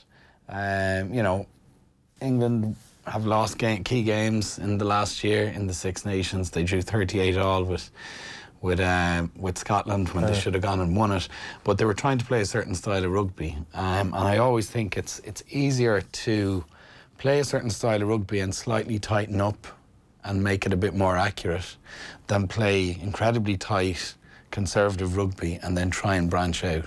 And when we've tried to branch out at a World Cup, it doesn't work because you're under huge pressure, huge intensity, and you can't replicate skills that you haven't practiced before. We could run into the opposition and fall on the ground again and do that for another 4 years, and our emotional pitch will get, classic example is we're going to be playing England in this Six Nations, and every Tom, Dick and Harry on the street is the Irish begrudger, and we're going to love it, and we'll probably beat them, and we beat the world champions because we did it in 2004. Yeah. And it's a good memory. It's a good memory for everyone. But we were garbage in 2007 again. So, we're just going to keep repeating the cycle. Then we just shut up going on about the World Cup because it's never going to change unless we have some breadth of vision and some commitment to actually playing a certain style of rugby. So you would sort of recommend an acceptance that we don't have to win, and I appreciate that. Obviously, I'm not saying throw a game, yeah. But like so would you extend that out then to the player group in terms of like where we should go from now, from like dead dot, from here to the next 4 years, like with the managing caps, I suppose, is that the euphemism to put it, to ultimately shift out a bunch of the older players and put faith in the younger lads to come in and rack up those caps? Except that results aren't necessarily going to go your way. Not necessarily, no. I think it should happen, in a very, very natural way. I think they should just pick on form, which we haven't done we've history on that too. We don't pick on form, we pick on reputation. And if we were to very, very simply change to picking on form, there'd be changes anyway. So I wouldn't throw out a set group of players or anything like. They're all very, very talented, resilient blokes, and they're well able to play good rugby again, most of them. So I wouldn't consider, this drastic chop six of the squad, bring in a bunch of 17-year-olds and build it from there. It's pointless. But establish a style that is a bit more creative in attack, improve our defence. They're just simple things to work on with the top coaches that are there, and simply then to look at picking on form as opposed to reputation. Those couple of things done alone mightn't bring you a guaranteed Grand Slam or Six Nations, but it'll see a continuity and an improvement in our play. They might enjoy it, they might relax, they might have a nice energy about the group, which, I don't know, you were over in Japan, and everything I've heard is that, lots of the teams and squads were enjoying it, except Ireland. You would say that. I thought Ireland seemed pretty happy most of the time. I think the New Zealand result, actually, performance came as a shock to a lot of them, which maybe is a bit more of a concern. Okay. But that they didn't actually see this coming, that perhaps in a week where you get pulverised by New Zealand, you should actually see the indicators in training rather than actually seeing the indicators. Some of them were saying it was one of the best prep weeks. I heard Johnny Sexton say it was one of the best prep weeks he's ever had. I think James Ryan made similar sounds as well. So, that doesn't exactly fill you with a whole pile of confidence either. It doesn't. Yeah, it's a bit like the doc there going around in circles before me. I'm getting dizzy. No, I'd be pretty adamant if, like you said, if Philip Brown rang me, I would say there'd be my recommendations. Don't spend loads of money on a review that no one cares about. Ask the players their opinion and pick on form and give the new coach a chance. I think Andy Farrell's got, from what I gather, a very similar outlook on attack, for example, to Stuart Lancaster, having worked together with England. And that alone makes me kind of relax a little bit and think, right, we're actually going to play some rugby. Andy Farrell, or Stuart Lancaster obviously was a guy who went into the Ireland camp at some point over the last couple of years and had a bit of an input. And is there room for more of that now? Is that? Yeah. Well, the amazing thing is that the entire England coaching ticket from the 2015 World Cup, all of them now are based in Ireland. So we've Roundtree down in Munster, Stewart in Leinster as head coach, we've Farrell as Ireland head coach, and Mike Catt.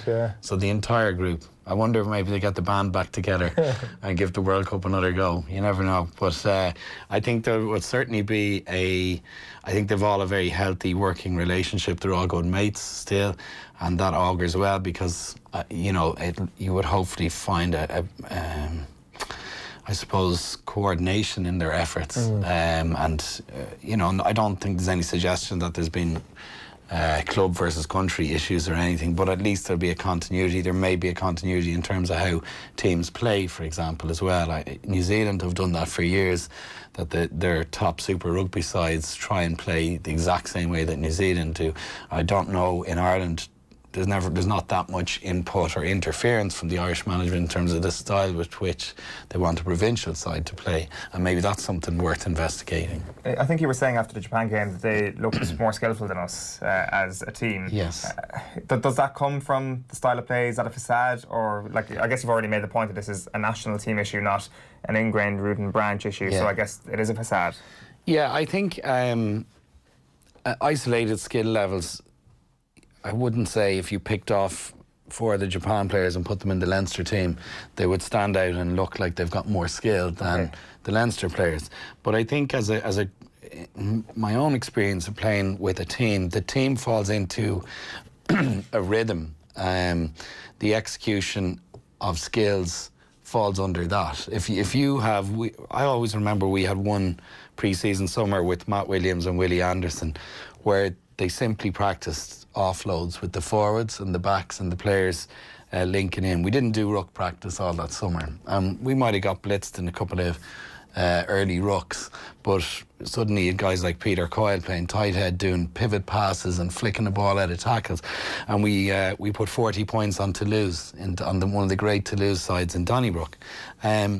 We didn't fundamentally change as players in a 2-month period, but we were given a bit of license to use some skills that we probably had already.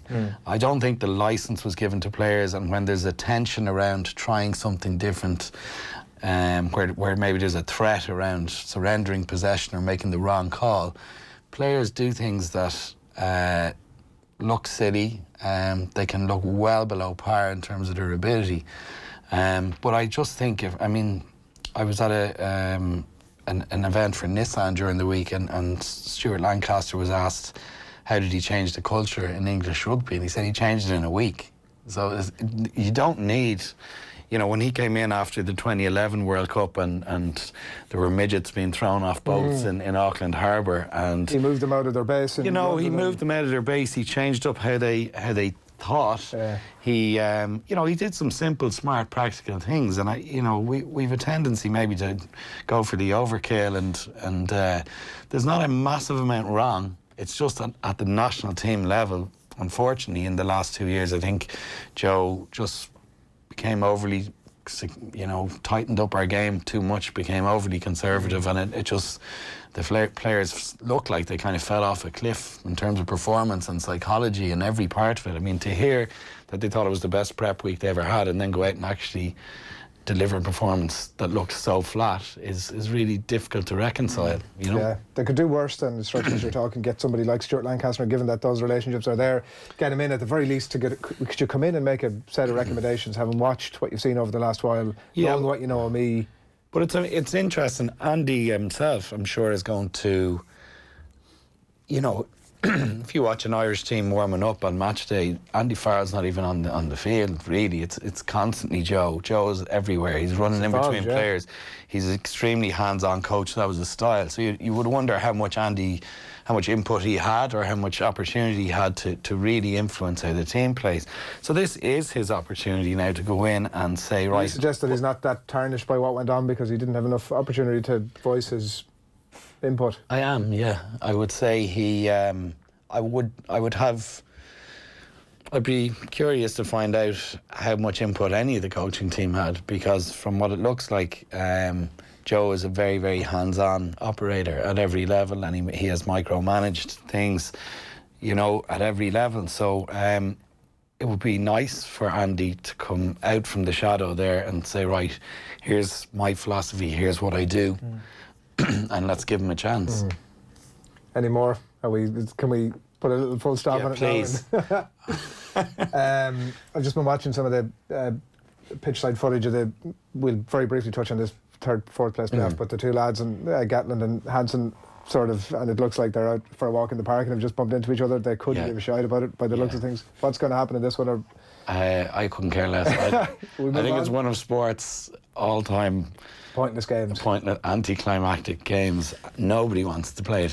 They're doing their best. New Zealand have come out and said, you know, we've got to show that we're resilient, and we've got to show the kids back home. To do it for the jersey, I saw. Yeah, I mean, you're going to hear that anyway. The list of things, the jersey would, feature the top 10 of an normal week. I presume New Zealand will win. Eddie Jones was straight out after the semi-final saying that, you know, that was a great performance against New Zealand, but we're going to have to, no matter who comes through this game tomorrow, we're going to have to up our ante in a big way next weekend. Isn't the truth that actually they can afford to dip off from where they were at last week and still beat South Africa? I wouldn't have thought so. I think if you look at it again, if you look at it in separation, England were arguably one of their greatest ever performances last Saturday, and if you compare that to how bad South Africa were winning against Wales and just put the two of them together, yes, England could drop down a gear playing against that standard of South Africa, but South Africa have good history in World Cup finals. They're hugely physical. And I think the physicality is always an interesting thing. I did say we were going to draw a line on it, but if we look at how Ireland were stopped, it was about teams physically stopped us in terms of the one-to-one collisions, and that had a knock-on effect on the quality of the rest of our game.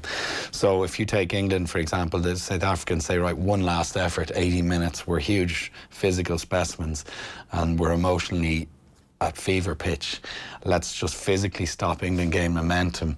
And what have they got outside of that? Now, I do think they've got variation in their game and they've got the capacity to find solutions, but it's going to make life a lot harder for them. And they're a vastly more physical side than the All Blacks side, I think, as well. So I think it's going to be a hugely interesting game and a clash of styles, and I would fully hope that England come through it and win, because for the sake of rugby, that the style that South Africa won the World Cup in 2007 set the game back about 3 years. So let's hope England can win in a similar style to how they won last week, by playing brilliant rugby, by playing a brilliant kicking game, playing a brilliant distribution game, playing a physical game, a dynamic game as well.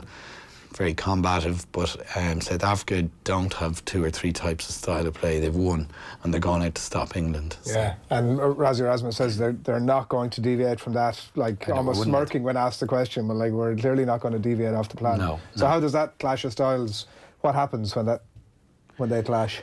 Yeah, I mean, it comes down to how they can affect England's England's set piece ball for a start.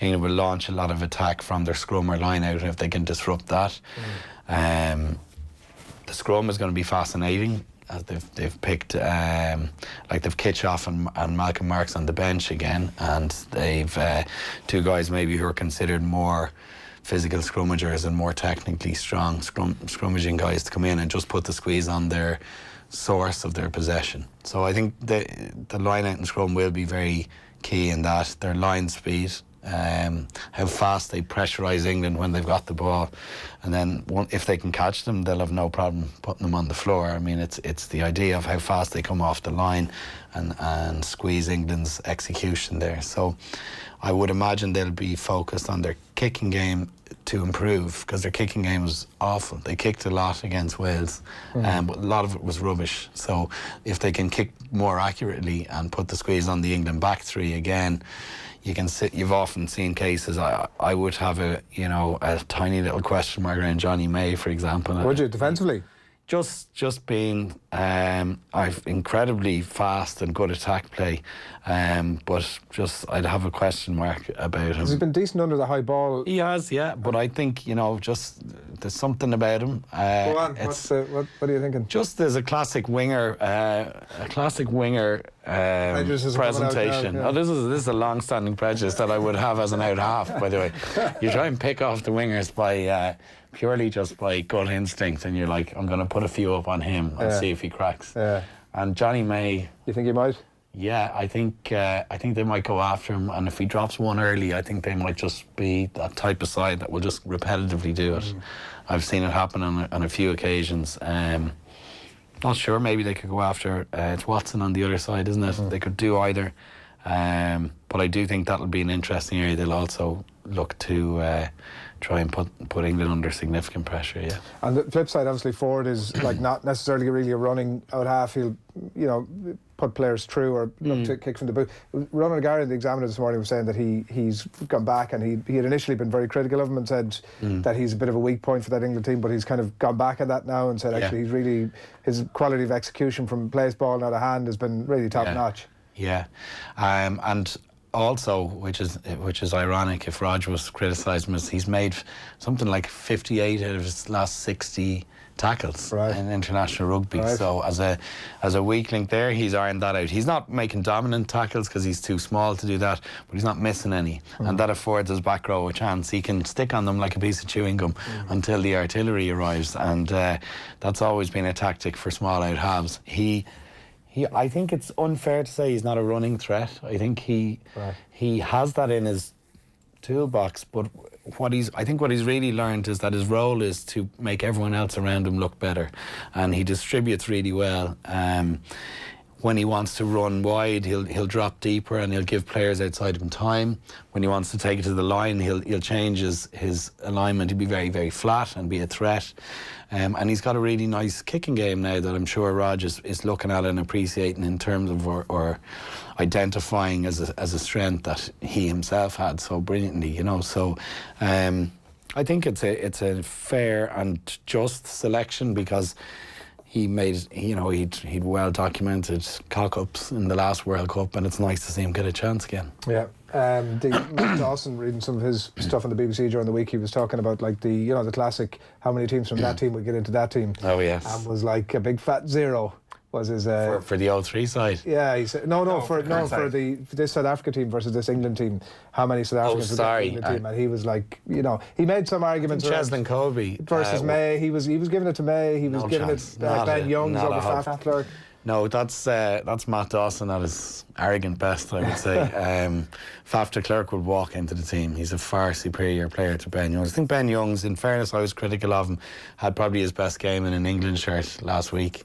But before that, even across the last 8 to 12 months, I was really looking at Youngs, thinking he's the one player that they're not quite world class. Do they get away with that because they have Ford and Farrell in their backs at the moment, because they don't really rely on Nine as much of a playmaker? I think they get away with it more because of what's in front of them as opposed to what's outside him. I mean, they've got one of the best back rows in the world, and they definitely have the best front five in the world. So Ben Youngs is operating, the ball's coming up to him on a silver platter, and he can take his time to make decisions, and at times even... Same could be said of Faf, really, that he's getting it on the silver platter as well. Yeah, but I think Faf has more... he's more dynamic around the field. I think he reads the game better. He makes decisions.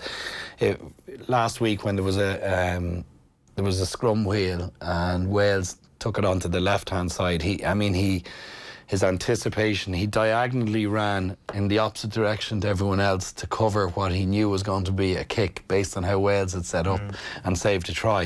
It kind of got glossed over a little. That's the type of thing he's got that I think maybe the ability to think more quickly and more clarity than Ben Youngs. So I'd probably say Faf gets in there, and maybe Cheslin Colby as well. Well, definitely Cheslin Colby, actually.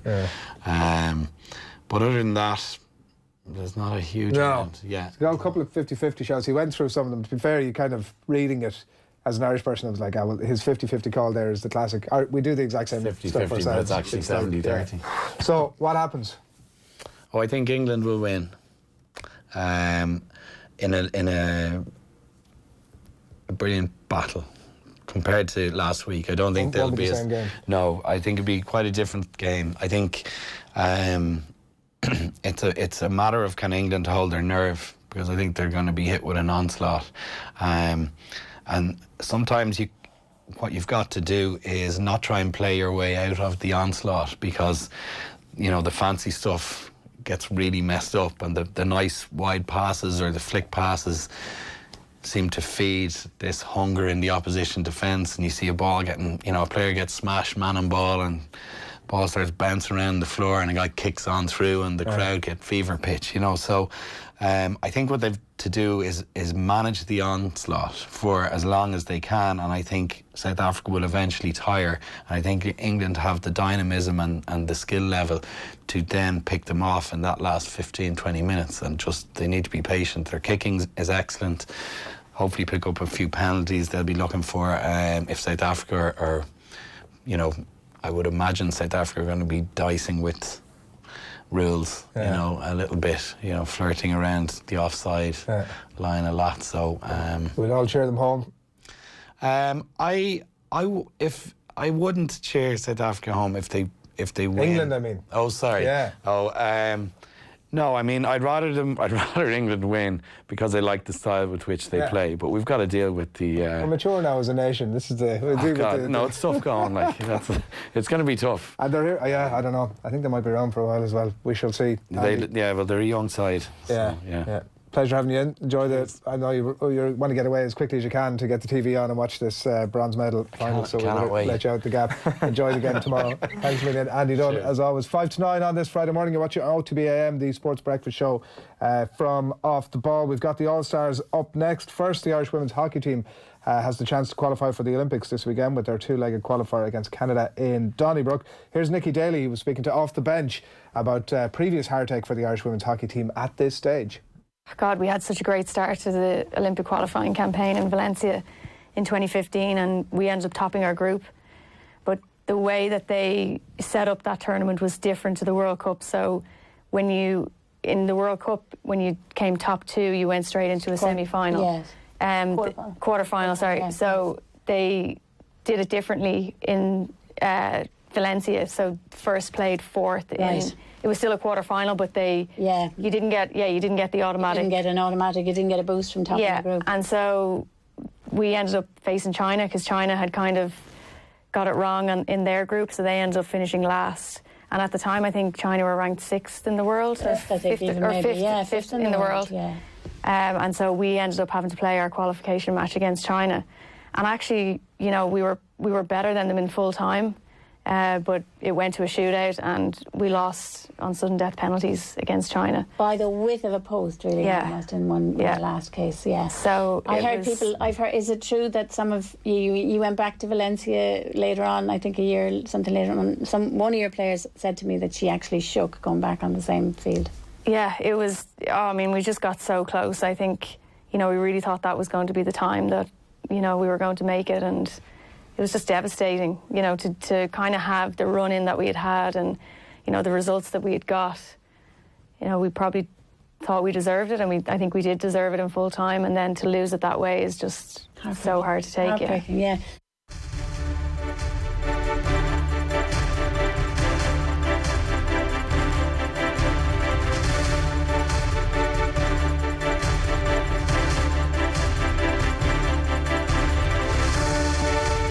Nearly 9 a.m. Welcome along to the 3rd annual OTB All-Stars. Huge achievement for everybody to be nominated in these categories. It's called the Off the Ball Stars. Off the Ball Stars. Off the Ball Stars. Huge achievement for everybody to be nominated. We've gone no expense. It's the 3rd annual OTB Stars. Every expense spared. Every expense spared. These awards tend to be the high point of the careers of those who've been nominated, indeed those who will go on to win. There will be no further ado. Owen, what have we got? Hard to believe it's that time of the year already, isn't it? And it's great to have you with us this evening, ladies and gentlemen. We're going to get through 7 categories this evening in our awards gala dinner. Our first category tonight is Hurling Game of the Year. I'm not sure who actually picks up these awards. Hurling Game of the Year, nominee 1 is Kilkenny 222, Galway 320. That is in the Leinster Round Robin Hurling Championship. Wexford 21, Kilkenny 118. That draw, remember, on the last day of the Round Robin Great Leinster Championship, wasn't it? Dublin 319, Galway 24. Dublin dumping Galway out also on the same night. A fantastic night for hurling. The Leinster final also gets a nomination. Wexford 123, Kilkenny 23 points. And then the final two nominees is that incredible weekend of hurling we had in Croke Park. Limerick 217, Kilkenny 121 in the first semi-final. And then Wexford 320, Tipperary 128. There are your nominees for Hurling Game of the Year, and I hand you over to my glamorous assistant to reveal the winner. No expense. I really need a knife. Have we got a knife? Can we get like an envelope knife? We have like a 12-carat knife outside just hanging around. And we've killed the music for dramatic effect, I'm assuming, not that the track has run out. The winner is, there really could only be one. Hurling Game of the Year is the Wexford Tipperary All-Ireland semi-final. There really could only be one winner there, to be fair. I wasn't aware of who was going to be the winner there until, obviously, because the thing is so transparent. But there really had to be only one winner there. It was a heart-stopping game. It came down, I presume the other semi was number 2 on the list. All right, ladies and gentlemen, we've had enough. Enough of that guff. God, please. Okay, so I picked that winner, obviously, but I really can't see another game throughout the year that had just the amount of heart-wrenching events that happened in the game.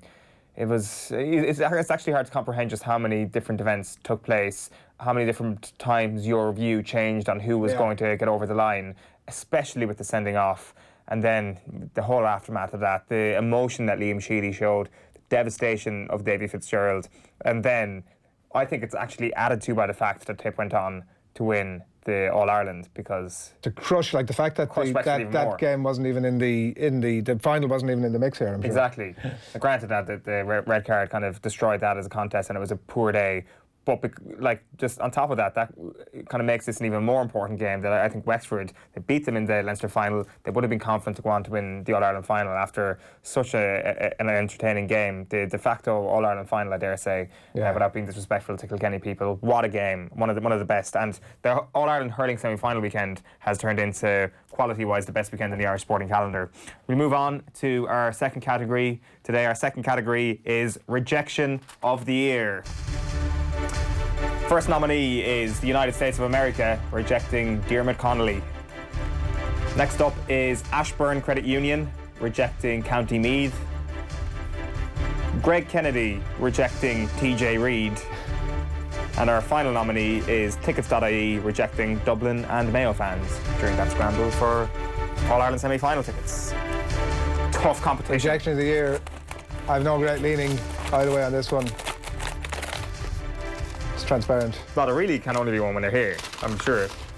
And the winner is, congratulations, Donald Trump, the United States rejection of Diarmuid Connolly. Congratulations to everybody involved there. It was one of the most significant rejections we've seen. It's up there with LeBron in the 2016 NBA Finals when he rejected that Golden State player. It's fair enough to say there should have been a winner.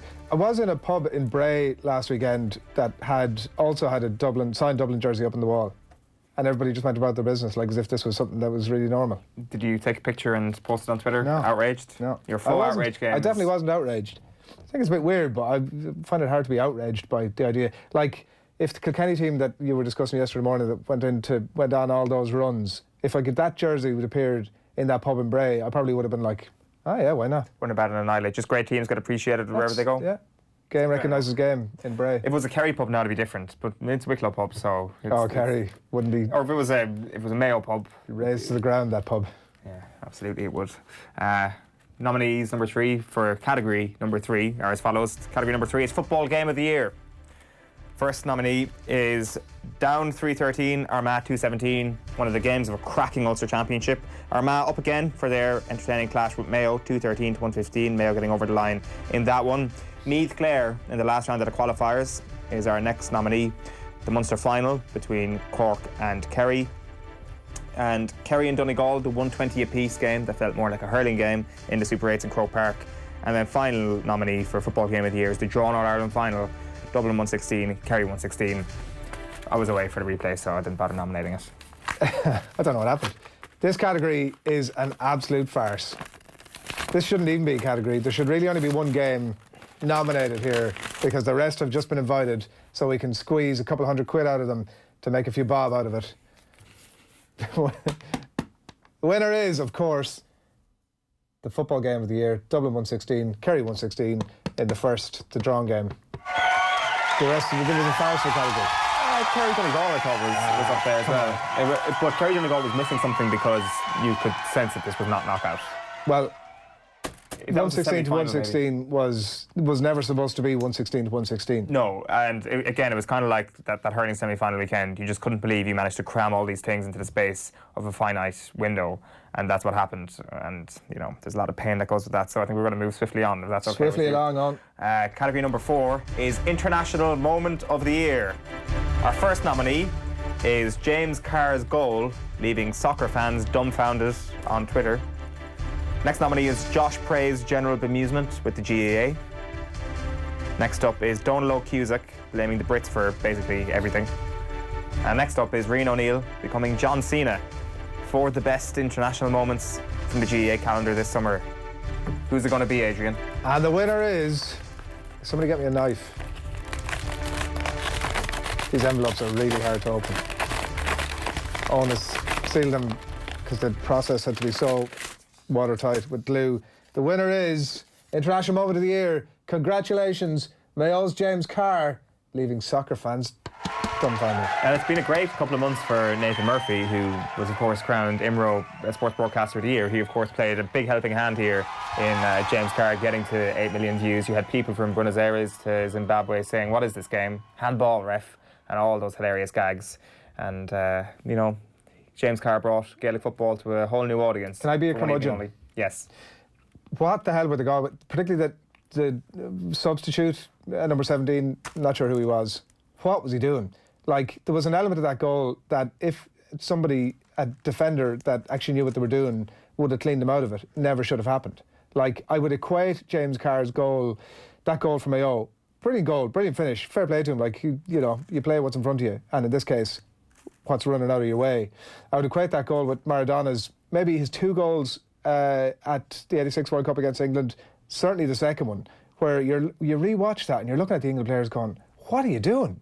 Like, put in a challenge. One lad, like, just strolling along up alongside him, front row view. Oh, look at this. Maradona's making a beeline for the goal. What's the point of putting in a challenge? It's easy to say that when you're not playing in the World Cup in 1986, so you're not there as a Galway player. I mean, I wasn't playing at the 86 World Cup on. That is true. And no, I was not that Galway number 17. But Jesus Christ, put in a challenge. It was Eamon Brannigan. Was it? The number 17, yeah. Right, put in a challenge. It's a forwards tackle, as Tommy says. I agree with him. God, you're outing Tommy there. I'm not liking the criticism here for Eamon Brannigan. This is a celebration. There's criticism to be had. He's thrown by James Carr, right? Like, sort of almost patted him on the back in the way through. James Carr is the Christopher Columbus of GAA, bringing us to a whole new world, and hopefully more of our friends in the new world to come back with. I don't know what you're talking about. Let's move on to the new category. He's brought us to a whole new audience. 8.5 million people. Congratulations. Next up, we've got Hurler of the Year. 3 nominees for Hurler of the Year. Same with the rip-off PWC GAA GPA All-Stars are Patrick Horgan of Cork, Seamus Callanan of Tipperary, and Kilkenny's TJ Reid.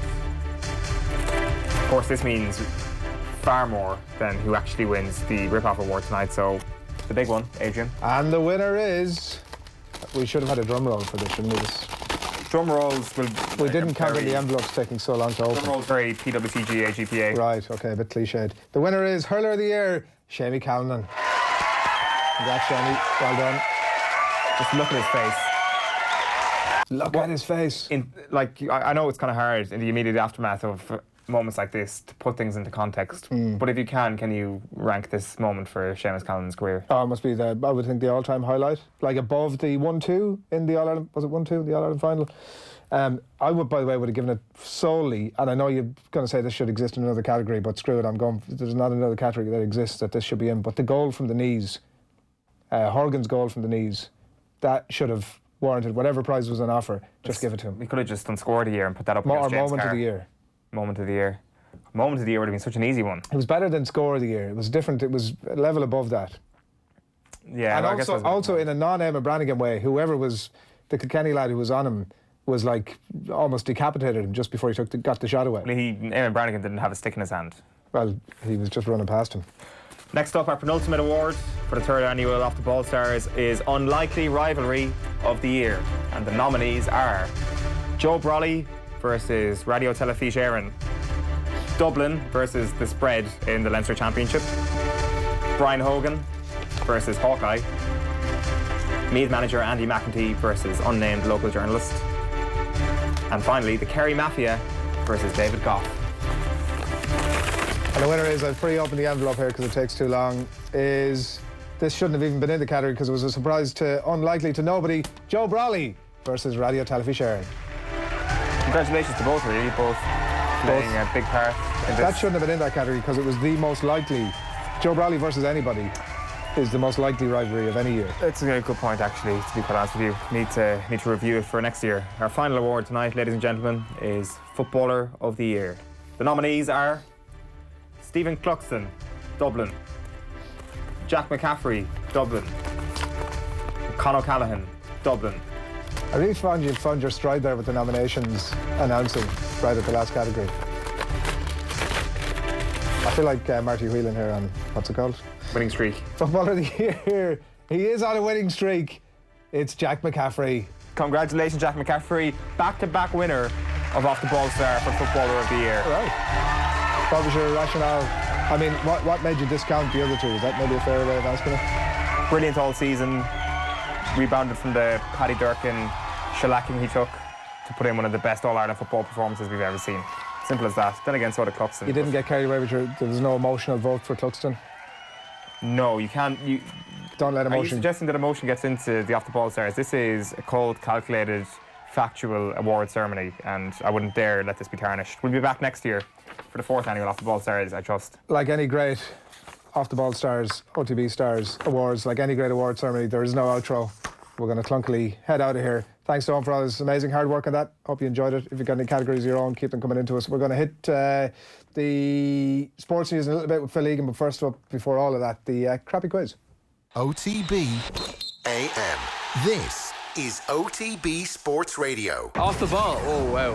This is... I've watched Off the Ball. I'm Scottish. I've seen on YouTube. I met a South African last night and he was there. He knew that Dublin won 5 in a row because he watched us Off the Ball. You did? He really did. And he lived in Thailand. I've watched Off the Ball on YouTube. They're good boys. We love you, we love you, we love you, and everywhere we follow, we follow, we follow. We absolutely love it. Off the Ball. This is OTB Sports Radio, Ireland's first and only sports radio station. Saturdays. A completely blank canvas for you to do with as you please. Can you collect my dress from dry cleaners? Sarah and Steve over tonight. Get wine. Also, downstairs bathroom needs attention. They fill up fast Saturdays. But make sure you fill your boots with Paddy Power's Saturday Power Price, a super enhancement on a specific football treble every Saturday. Paddy Power sponsors the football show on Off the Ball. T's and C's apply. 18 plus on Louis.net. OTB AM. Chris Waddle. Oh, you're kidding me. September. Kyle Lafferty. Are you joking me? Is that right? I know it's not right. Anybody else? Leash, was it? Like, that is one of the most stupid questions. Darius Vassell? Seriously, you all need to just stay quiet. This is getting really annoying doing this quiz. What is going on here?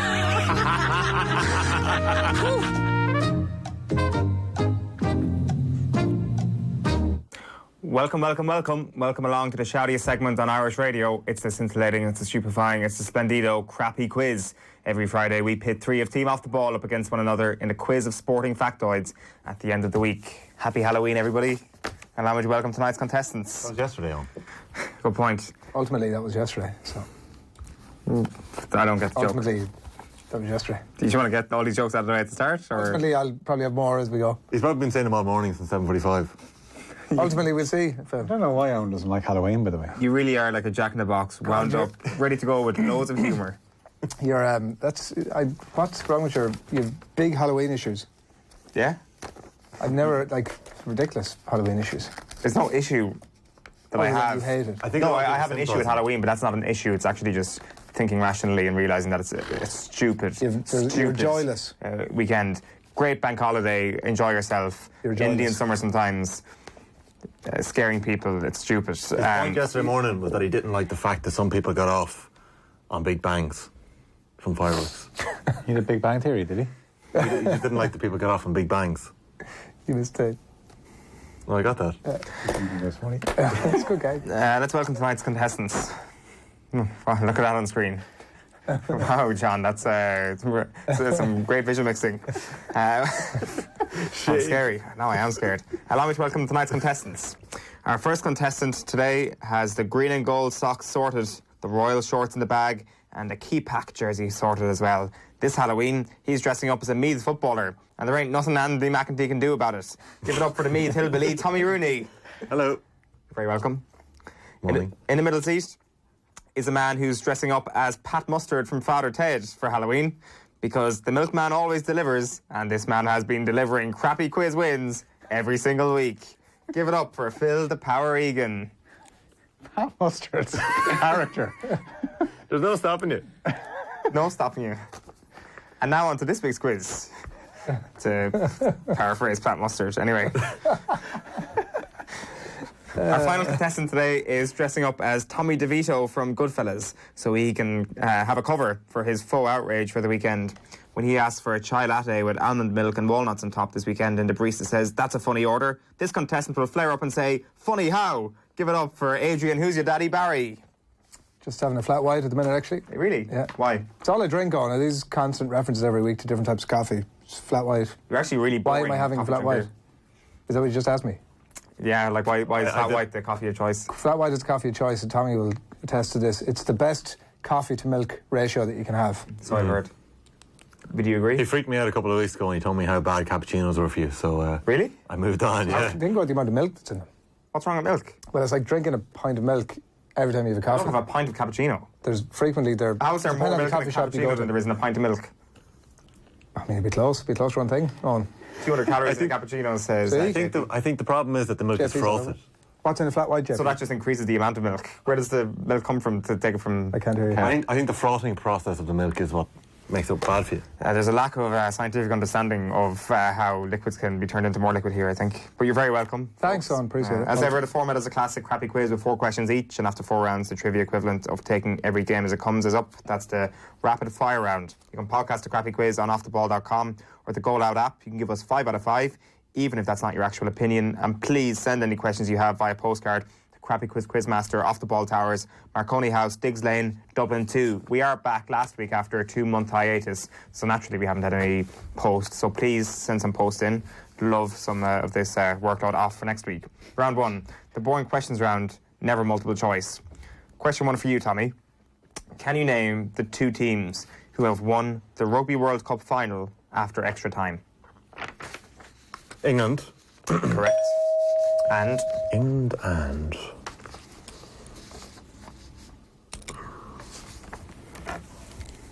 South Africa.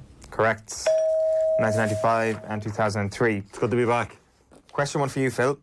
Lionel Messi was the first player to score in 16 consecutive La Liga seasons, but a second player has this week become the second to do so. Can you name him?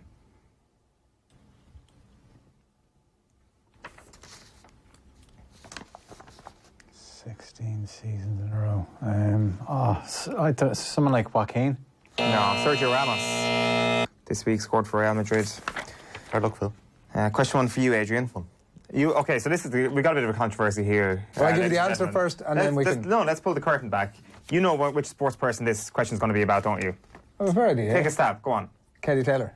Correct. Right. Adrian, let's just clarify. No. Adrian had a tactical Google before the quiz. Yeah, that's fine. You could do before the quiz. You can do whatever it is you please. And fair is fair. Katie Taylor is in action this weekend. Can you name the weight class she is? No, that's bollocks. Go back to your. Oh yes, I like this. If you can tell me that's the question that's on the. If you tell me that's the question that's on the sheet and show it to me, then I will happily take a stab at that. Otherwise, Adrian. Tommy will. No, how would I try and treat this? I don't show sheets. No, come on. Ask me the question that's on the sheet. You can't predict what's on the quiz. Taylor is back in action this weekend. Can you name the weight class? No, that's on the sheet. You verified that that's the question. I can't, because I can't look at the sheet. Of course you can. It's at the bottom of the page. I can't, because I might see the next page. I can't look at the sheet. What weight class? If you tell me that's the question that's on the sheet, I'll take a stab at it. Yes. It's not. Adrian, it backfired. Your tactical. Show it to the camera. Show it to the camera. Come on, we can't see it. No, it's tiny. It's like Times New Roman 11. No, it's her opponent. Who's called? Landetrau. Christina Landetrau. But no, I think you got that wrong, actually. I think you remember that wrong. If you didn't have to land the punch, then Landetrau. Yeah, that's what I like that bit. It's Landerdatu. Yeah. Landetrau. That's not the same thing. That's a point. Come on. It's not a point. It's super light heavyweight. That's a point. Super lightweight. That is a point. Super lightweight, of course. This is bullshit. That's ridiculous, Owen. That is absolutely ridiculous. You're punishing me for doing something You yourself said, when he questioned it, you said, whatever you do before the quiz, you do. But you can't punish me for doing something before the quiz. You got the answer wrong. I got the answer 100%. You got the question wrong as well. Close to spot on. No, it's not Landetrau. That's wrong. You know it's wrong. I know by your hesitancy that you know it's wrong. Look, I don't like to be harsh on people, but sometimes being harsh is also being nice. That's a bad decision. We've got to stand by our principles here. Linardatu is her name. That's what I said. Sounds like a transformer. Christina. I could have just said Christina, but I didn't. I went for it. Round 2. It's that's 1-0. a point. No, that's... Round 2 that's wrong. Is the GAA All-Stars round. You've let yourself down on. Playing for your county is all about pride in the jersey, helping your team win, and the ultimate glory of proving to everyone that you're better than your teammates by winning an All-Star. This round will test your knowledge on the GAA All-Stars ahead of tonight's ceremony. Question 2 for you, Tommy. Wexford have won 2 All-Stars in this year's Hurling Team of the Year. Can you name the last Wexford man to win one before this year? Before this year. So before this year? Let me just clarify for a second. He could have won this year as well. When did I say that? Okay, you're not getting any extra detail. Given these extremely stringent Can I rules. have the question one more time, please? Who was the last Wexford man to win an All-Star? That's a tough one. So before this year. In any year that's not 2019. Surely it was... I feel like I'm being tricked here. Rory Jacob. No. Was Lee Finn, wasn't it? No. Conor McDonald? No. In a long time. Goalkeeper? Damien Fitzhenry. Damien Oh Fitzhenry. no, it was my first answer. Wow. Question 2 for you, Phil. How did I mess that up? Henry Shefflin has won the most hurling All-Stars, but who has won the most football All-Stars? Oh, jeez. How easy. It's not a dub. Yeah, sure, they don't get the All-Stars. Oh. They just get the All-Irelands. Pent up anger. How did I get Fitzhenry wrong? Joke to follow up your first one there. Tell me who's got the most football All-Stars. How long is he getting it? Yeah. I don't. At least I didn't repeat either the know it or question you don't. to buy time. It's going to be someone like Spiky. Colin Cooper. No, he's second. Pat Spillane with 9. It's just a reason for Owen to pick through Kerry's greatness, isn't it? Come on, whatever. Hit me up with some other question that you're going to change on the spot. Not much picking through is do you want to change it before I give the answer or afterwards this time? Question 2 for Adrian. Name 2 non-Dublin players who won Football All-Stars last year. Any 2. Easiest question you'll ever get. Well, no, the last one was the easiest one I'd ever get, and you didn't give it to me. You got her name wrong. There probably wasn't that many dubs that got them, although Phil would maybe argue differently.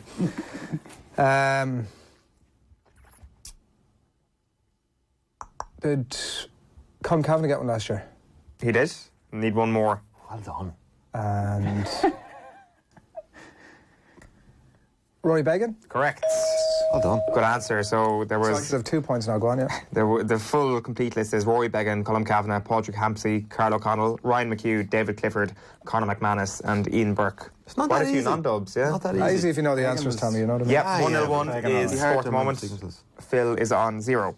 Round 3 is the players versus the fans round. After Granite Xhaka's brutal showdown with the Arsenal faithful last weekend, this round will test your knowledge on the other time sports people have gotten a tangle with their own fans. Question 3 for you, Tommy. At the 2010 World Cup, an angry Wayne Rooney approached a TV camera and said, "Nice to see your own fans booing you, you football supporters." Who had England just played? Tunisia? No, Algeria. Oh, you'd nearly give it to him. On the map. Question 3 for you, Phil.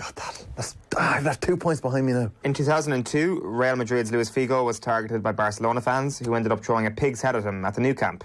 The Barcelona manager at the time came out and said, Figo provoked the fans. He walked over to the corner really slowly, picked up the bottle slowly, went back to the corner, and all this consciously and deliberately without the referee doing anything to stop it. Can you name that manager?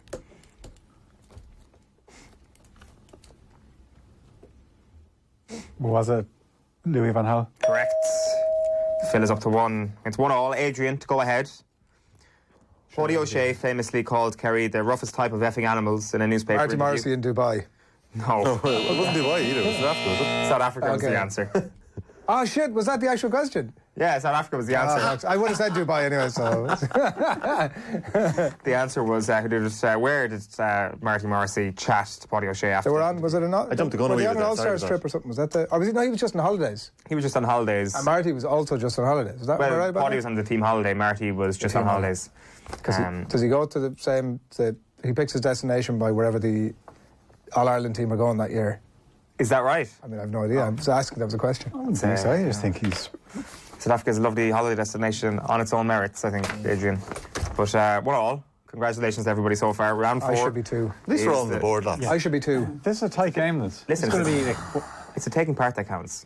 Grind this one out, like, you know? I really don't like the new format of the rapid fire annual squad. Yeah, just try and get yourself in the lead, Tommy, and then maybe you can use it and to your try and get in before Phil, because he's a machine. It's game over then. Yeah, he's a milkman. Round 4 is the fun-free magic number round. Contestants get 3 points for getting the number exactly right. If no one manages that, the nearest contestant who doesn't go bust gets 2 points. The second closest gets 1. Again, I'm going to say that we can only accept the answer that's written on your paper. I'm also going to have to ask for your pens once the music ends. So if you don't mind, give us the following number.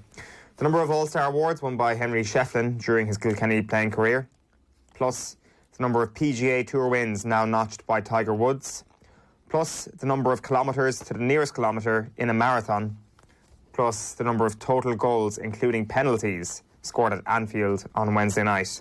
Your 30 seconds expires when Sinatra sings Bright Shiny Beats. So how many All-Stars does Henry Sheahan have? That's your first one. Added to that, the number of PGA Tour wins by Tiger Woods after his win in Japan last weekend. The number of kilometres in a marathon to the nearest kilometre. And the number of goals scored at Anfield on Wednesday, including in the penalty shootout. Time's almost up. Pen down. So that was a good round. Yeah, thank you very much. Tommy? 89. 89? 150. Oh, 150? 93. 154 is the correct answer. Oh, no. Phil gets the 2 points. I get a point. And Adrian gets the 1 point. 150? Let's go through this. Did I mess up a Tiger? Obviously is 80, is it? Got a massive number, yeah. Oh, no, I wasn't sure. I put down 4. Tiger's got 82 PGA Tour wins. Oh, my God. I didn't count Everson as PGA Tour wins. So the number of All-Stars that Sheahan has? 10. 11. The number of kilometres in a marathon? 42. 42. Yeah. And the number of goals in Anfield? 19. So that would give you a grand total of 154. Tommy, you're on 1 point. Adrian, you're on 2 points. And Phil, you're on 3 points. I got them all wrong apart from the Tiger. Yeah. Like I was under and over in a few of them. So I kind of balanced out. Right, we're on to the final. Our winner tonight will be decided in the round that separates the men from the boys, the Henry Shefflins from the Henry VIIIs. Ultimately, it's all done. Finished. It's no team in particular ridiculously easy rapid fire round. The score you get in this round will be added to your score in the previous round. There will be 40 seconds for everyone to answer from the same set of questions. We're going to start with the person with the highest number of points, then on to the person in second, and then on to the person in last. If you get a question correct, I'll ask you another question and keep asking you questions until you get one wrong. And once you get a question wrong, I'll move on to the next person, and your correct answer also means the deduction of 1 point. Phil, you ready? Yeah. I'm Pat Mustard. 3, 2, 1. Your time starts with an Alan Quinlan huge. I think it was huge for Japan, you know. Huge. Who scored the most tries in 2007 when South Africa last won the World Cup? Brian Habana. Correct. Where will the 2023 Rugby World Cup take place? He's gone. France. How many goals did Leicester concede against Southampton last week, Adrian? 9. None. Kawhi Leonard plays for which NBA franchise? Kawhi Leonard plays for which NBA franchise, Tommy? Toronto. No, Clippers. Name the Springboks captain, Phil. He's gone! Khaleesi. In which World Cup did Ireland not lose the quarter-final, Adrian, in rugby? Last not lose the quarter-final. 2011? No, 2007. Partizan Belgrade is a club in which country, Tommy? Serbia. Correct. Name the Shamrock Rovers manager. Stephen Bradley. Correct. Which team won baseball's World Series on Wednesday night? Time's up. One more. Phil. Is this the win? Oh no, is this what the club win? does Cheslin Colby play for? How long is he getting, lads? Is he getting 3 seconds? Thanks to the Cheetahs. No, it's Toulouse. Which means... Do I win? Adrian is on 0. True. Tommy went back to 1. What? Phil also went back to 1 as a result of his incorrect So it's a three-way answer, tie. which means it is a 3-way tie. Dude, if you got the Katie Taylor question right, you'd be in the mix here. Oh, sorry. No, we're not in. Oh, here, I should be Adrian, sorry, he makes an excellent point. I should be reinstated. Oh my God, Tommy. I should be put back in here. Ultimately, that question was right, and ultimately I should be put back in. Okay, tie break. It actually gets funnier the more you say it. I know. Phil, Tommy, we tossed a coin. Phil, Tommy won the coin toss. So do you want to go first or second? I'll go second. How many Ireland caps does Steve Finnan have, Phil? I'm going to say 38. 38, Tommy? Over. Correct. 53. Get in there. Tommy Rooney is the winner. And there's another crappy quiz. Have a happy Halloween, everyone. I thought it was lost there. Proper comeback, boys. Properly shafted there. Hard luck, Phil. I should have been in the mix. You've lost your I should spark. have been in that three-way tie. Yeah, You were never in the mix. I should have been. What would we have done if it was a three-way split? I don't know. Nobody even knows. There's no room for it. There's no point, really. But so thank you for taking part and congratulations to Ultimately, just Tommy. happy to be here. Thank you. I'm same. delighted to be... Come on, when I say the line, ultimately. Are you happy now? Ultimately. Where do we go from here?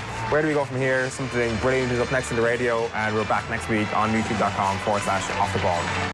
It's a bit self-serving, I think, to be honest, Richie. I mean, like when you're a professional footballer, Richie, you don't be lauded every week.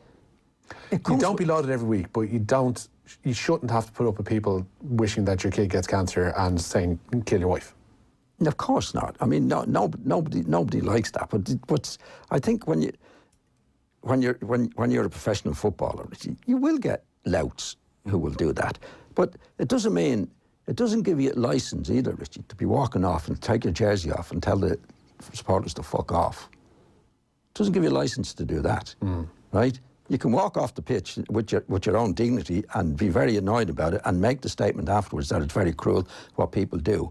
But what he actually did as a professional footballer, and who was he telling to F off? I mean, there was 50, 60,000 people in the ground, and he's... like people, and what people will tell you too, look, this is your living, this is our entertainment, this is what we do. I'm not saying it's right for anybody to do abusive things. Unfortunately, that's the way of the world today with the social media, as you know. He's not the only one who gets that. Everybody apparently gets that abuse, no matter what you're doing. But it would be from the minority of people. But if you're a professional footballer, and he was taken off the pitch, and there was nobody, when he was first going off, having a go at him. 9:32. Phil Egan, good morning to you. How are you doing? You having that hot take? On Granit Xhaka? Yeah. He's not a very good player, and when he was appointed captain, you kind of knew it wasn't going to go well. Doesn't deserve the abuse, but he shouldn't be in the Arsenal team. His teammates chose him as captain. Yeah. That worries me for Arsenal. Like, it's better. I remember when it came up, I said Guendouzi be a better option. Hector Bellerin was the captain in the League Cup game the other night. So you'd wonder if he's got, like, what his future holds at what the future holds for Xhaka at Arsenal. Will he just think, I don't need this anymore, and if they got decent money, like, he could go back to the Bundesliga or something like that. Jesus, Phil. I've never heard such a dismissive insult delivered with such casualness. But like, go back to the Bundesliga, wherever you came from. The way they play there suits him. It's a little bit of a slower pace. Sounded like you're saying it's a shite league, and he'd be better. Not at all. No. It's a great league, but I just think he is. When I saw him playing for Mönchengladbach, he was a lot more impressive. Whereas sometimes you just see him kind of walking around. Yeah. But he hasn't been very good for Arsenal. So. Resident Arsenal fan in residence. Yeah, like I kind of agree with a lot of what Phil said there. It's their abuse isn't deserved. I think it's kind of poor in the first place, to be honest. Stephen Motchell is saying there, I kind of disagree with that. To be honest with you, I'm not sure if he got the order of events correct there. Like I'm not sure did the jeering actually come as a result of what Xhaka did. I'm pretty sure what Xhaka did came as a result of the jeering, to be honest. And it's like I don't know. I don't think it reflects very well. And I think the fact that the Arsenal fans, or the Arsenal players rather, chose him would say to the fans, actually, get behind this guy. We kind of know what we're doing. We know him better than you do. And he's a great leader in the dressing room. I feel sorry for him this week. Yeah, like he might, like there's got to be something to him that he keeps getting the captain's armband. He's the captain of Switzerland. Arsenal reminds me of Brexit, that you thought under the previous regime it couldn't get any worse, and then the new guy comes in and you're like, well, he's going to tidy this thing up in a double jig time, and it's going to put a nice shine on it, and everything's going to be absolutely brilliant, and everything will get done. And then suddenly you realise it's as equal a shit show as it was under the previous regime. Yeah, was it the Fulham game? Better in Europe though, so that flies in the face of your Brexit argument. Is Brexit or okay? Yeah. Yeah, Fulham last season away when they scored that great goal, and the Arsenal fans were singing, "We've got our Arsenal back." Yeah, but a bit premature. Yeah, like it was never going to be a quick fix. So they've got a lot of attacking talent, but they're hopeless at the back. Bernd Leno is probably the most hardly worked goalkeeper in. Could have Jay Leno in there and he'd be grand, is what you're saying. So no, the opposite is installing Jose Mourinho, to use your analogy, installing Nigel Farage as Prime Minister. Like a guy who, there's a lot of talk and bluster, and does he really deliver? Well, he's probably delivered, and both of those have delivered. Are you saying this in a positive sense, or are you just trying to? Both of them delivered. Your analogy. Both of them delivered what they set out to deliver. If you're going to drop the B word in the studio, Adrian, you better be prepared to follow it through to its final conclusion. It depends on which Jose Mourinho you're talking about, because his United version is a bit of a Theresa May. The 2019 version, yeah. I think because Farage is like. Farage got out of there. You see, he did a Zidane before Zidane came back. He went in, pulled off this unbelievable job, and got out of Dodge. Like, went on a tour of the US, the exact same thing as Zidane did. Went over and sort of filled his boots, enjoyed himself, met up with Donald Trump, and then suddenly the mistake he made was getting back in again for both of them. Do you think we've taken this analogy a bit too far? No, I think it's 100% on track. A bit like Brexit. I agree. Phil? New Zealand and Wales underway in Tokyo in the bronze medal match at the Rugby World Cup. Half an hour gone. New Zealand lead 14-10. Joe Moody and Bowden Barrett with the tries for the All Blacks. They were 14-0 up after 13 minutes. Kind of feared for the Welsh, but Hallam Amos replied with a try for Wales. Rhys Patchell kicked the conversion and has since knocked over a penalty as well.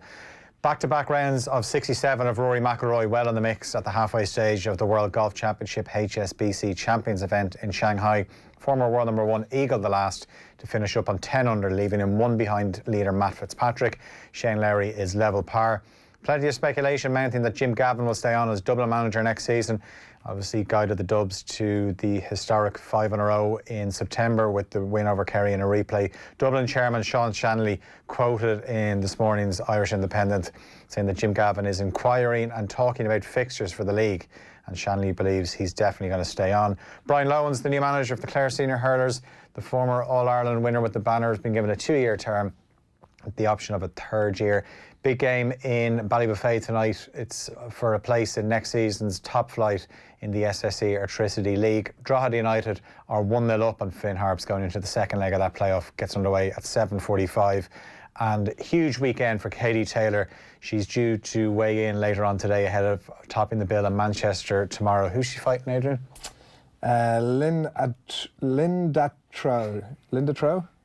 Is that what that was a mistake? How I mistakenly pronounced it? She's fighting Christina Linardatu for the WBO super lightweight title. It's the super lightweight division. Katie Taylor obviously unified the lightweight division, so looking to become the first Irish boxer since Carl Frampton to become a 2-weight world champion, and Steve Collins the only other Irish boxer to win in 2 weights. And Tyson Fury still lineal heavyweight champion after winning against Braun Strowman in the Crown Jewel match in WWE. It's closely contested. Yeah, it was nobody good. really. You couldn't have predicted the outcome, sort of thing. Certainly not. I mean, what was his finishing move? Just straight arm, was it? Did I see that? He out of the ring. I saw little snippets of it where he was on the. Straight out of the ring, it doesn't end the contest in WWE. No. That's just a Royal Rumble. Yeah, which Fury be very effective in the Royal Rumble. Ben Smith has scored a try for New Zealand, 1910, with the conversion to come. 32 minutes gone there in actual sport. Well, actually, to be fair, I mean, there's an equivalence here with what we're talking about. Brian Lohan's appointment in Clare obviously was one of the big stories this morning. You can check out John Duggan, who has strong Clare roots, has got a piece up on offtheball.com right now. Brian Lohan has the leadership qualities to revive Clare, says John, so go and check that out up there. That is it from us on OTBAM this morning. Thanks very much for joining us. It's the Sports Breakfast Show from Off the Ball. Be back on Monday morning, of course, and do stay tuned to the Off the Ball channels and OTB Sports Radio throughout the day. Golf Weekly live actually live after lunch today. It says here in front of me, so I guess that's what's happening. If you missed anything from OTB AM this morning, no, it's not, is it? It was yesterday. Is that what you're saying? Golf Weekly's not live. Not live today. It ain't live today, but you can catch it next week. Thanks, Tommy. Paddy Power half hour will be winging its way to you at about midday today. You'll have Friday night racing as well, with all the usual hosts at 3 o'clock. And if you missed anything from OTBAM this morning, the problem with Irish rugby and the Rugby World Cup final preview with Andy Dunne, the sports pages, the Off the Ball stars, plenty more besides. You can check the podcast back on offtheball.com /podcast or on the Go Loud app. You can watch it back on our YouTube channel and subscribe as well. Off the Ball live tonight from 7. Friday night racing, rugby, much more. OTBAM back Monday morning from 7:30. Phil, Owen. Cheerio. Enjoy your collective weekends. And thanks for joining us this morning. Good morning. OTB AM. This is OTB Sports.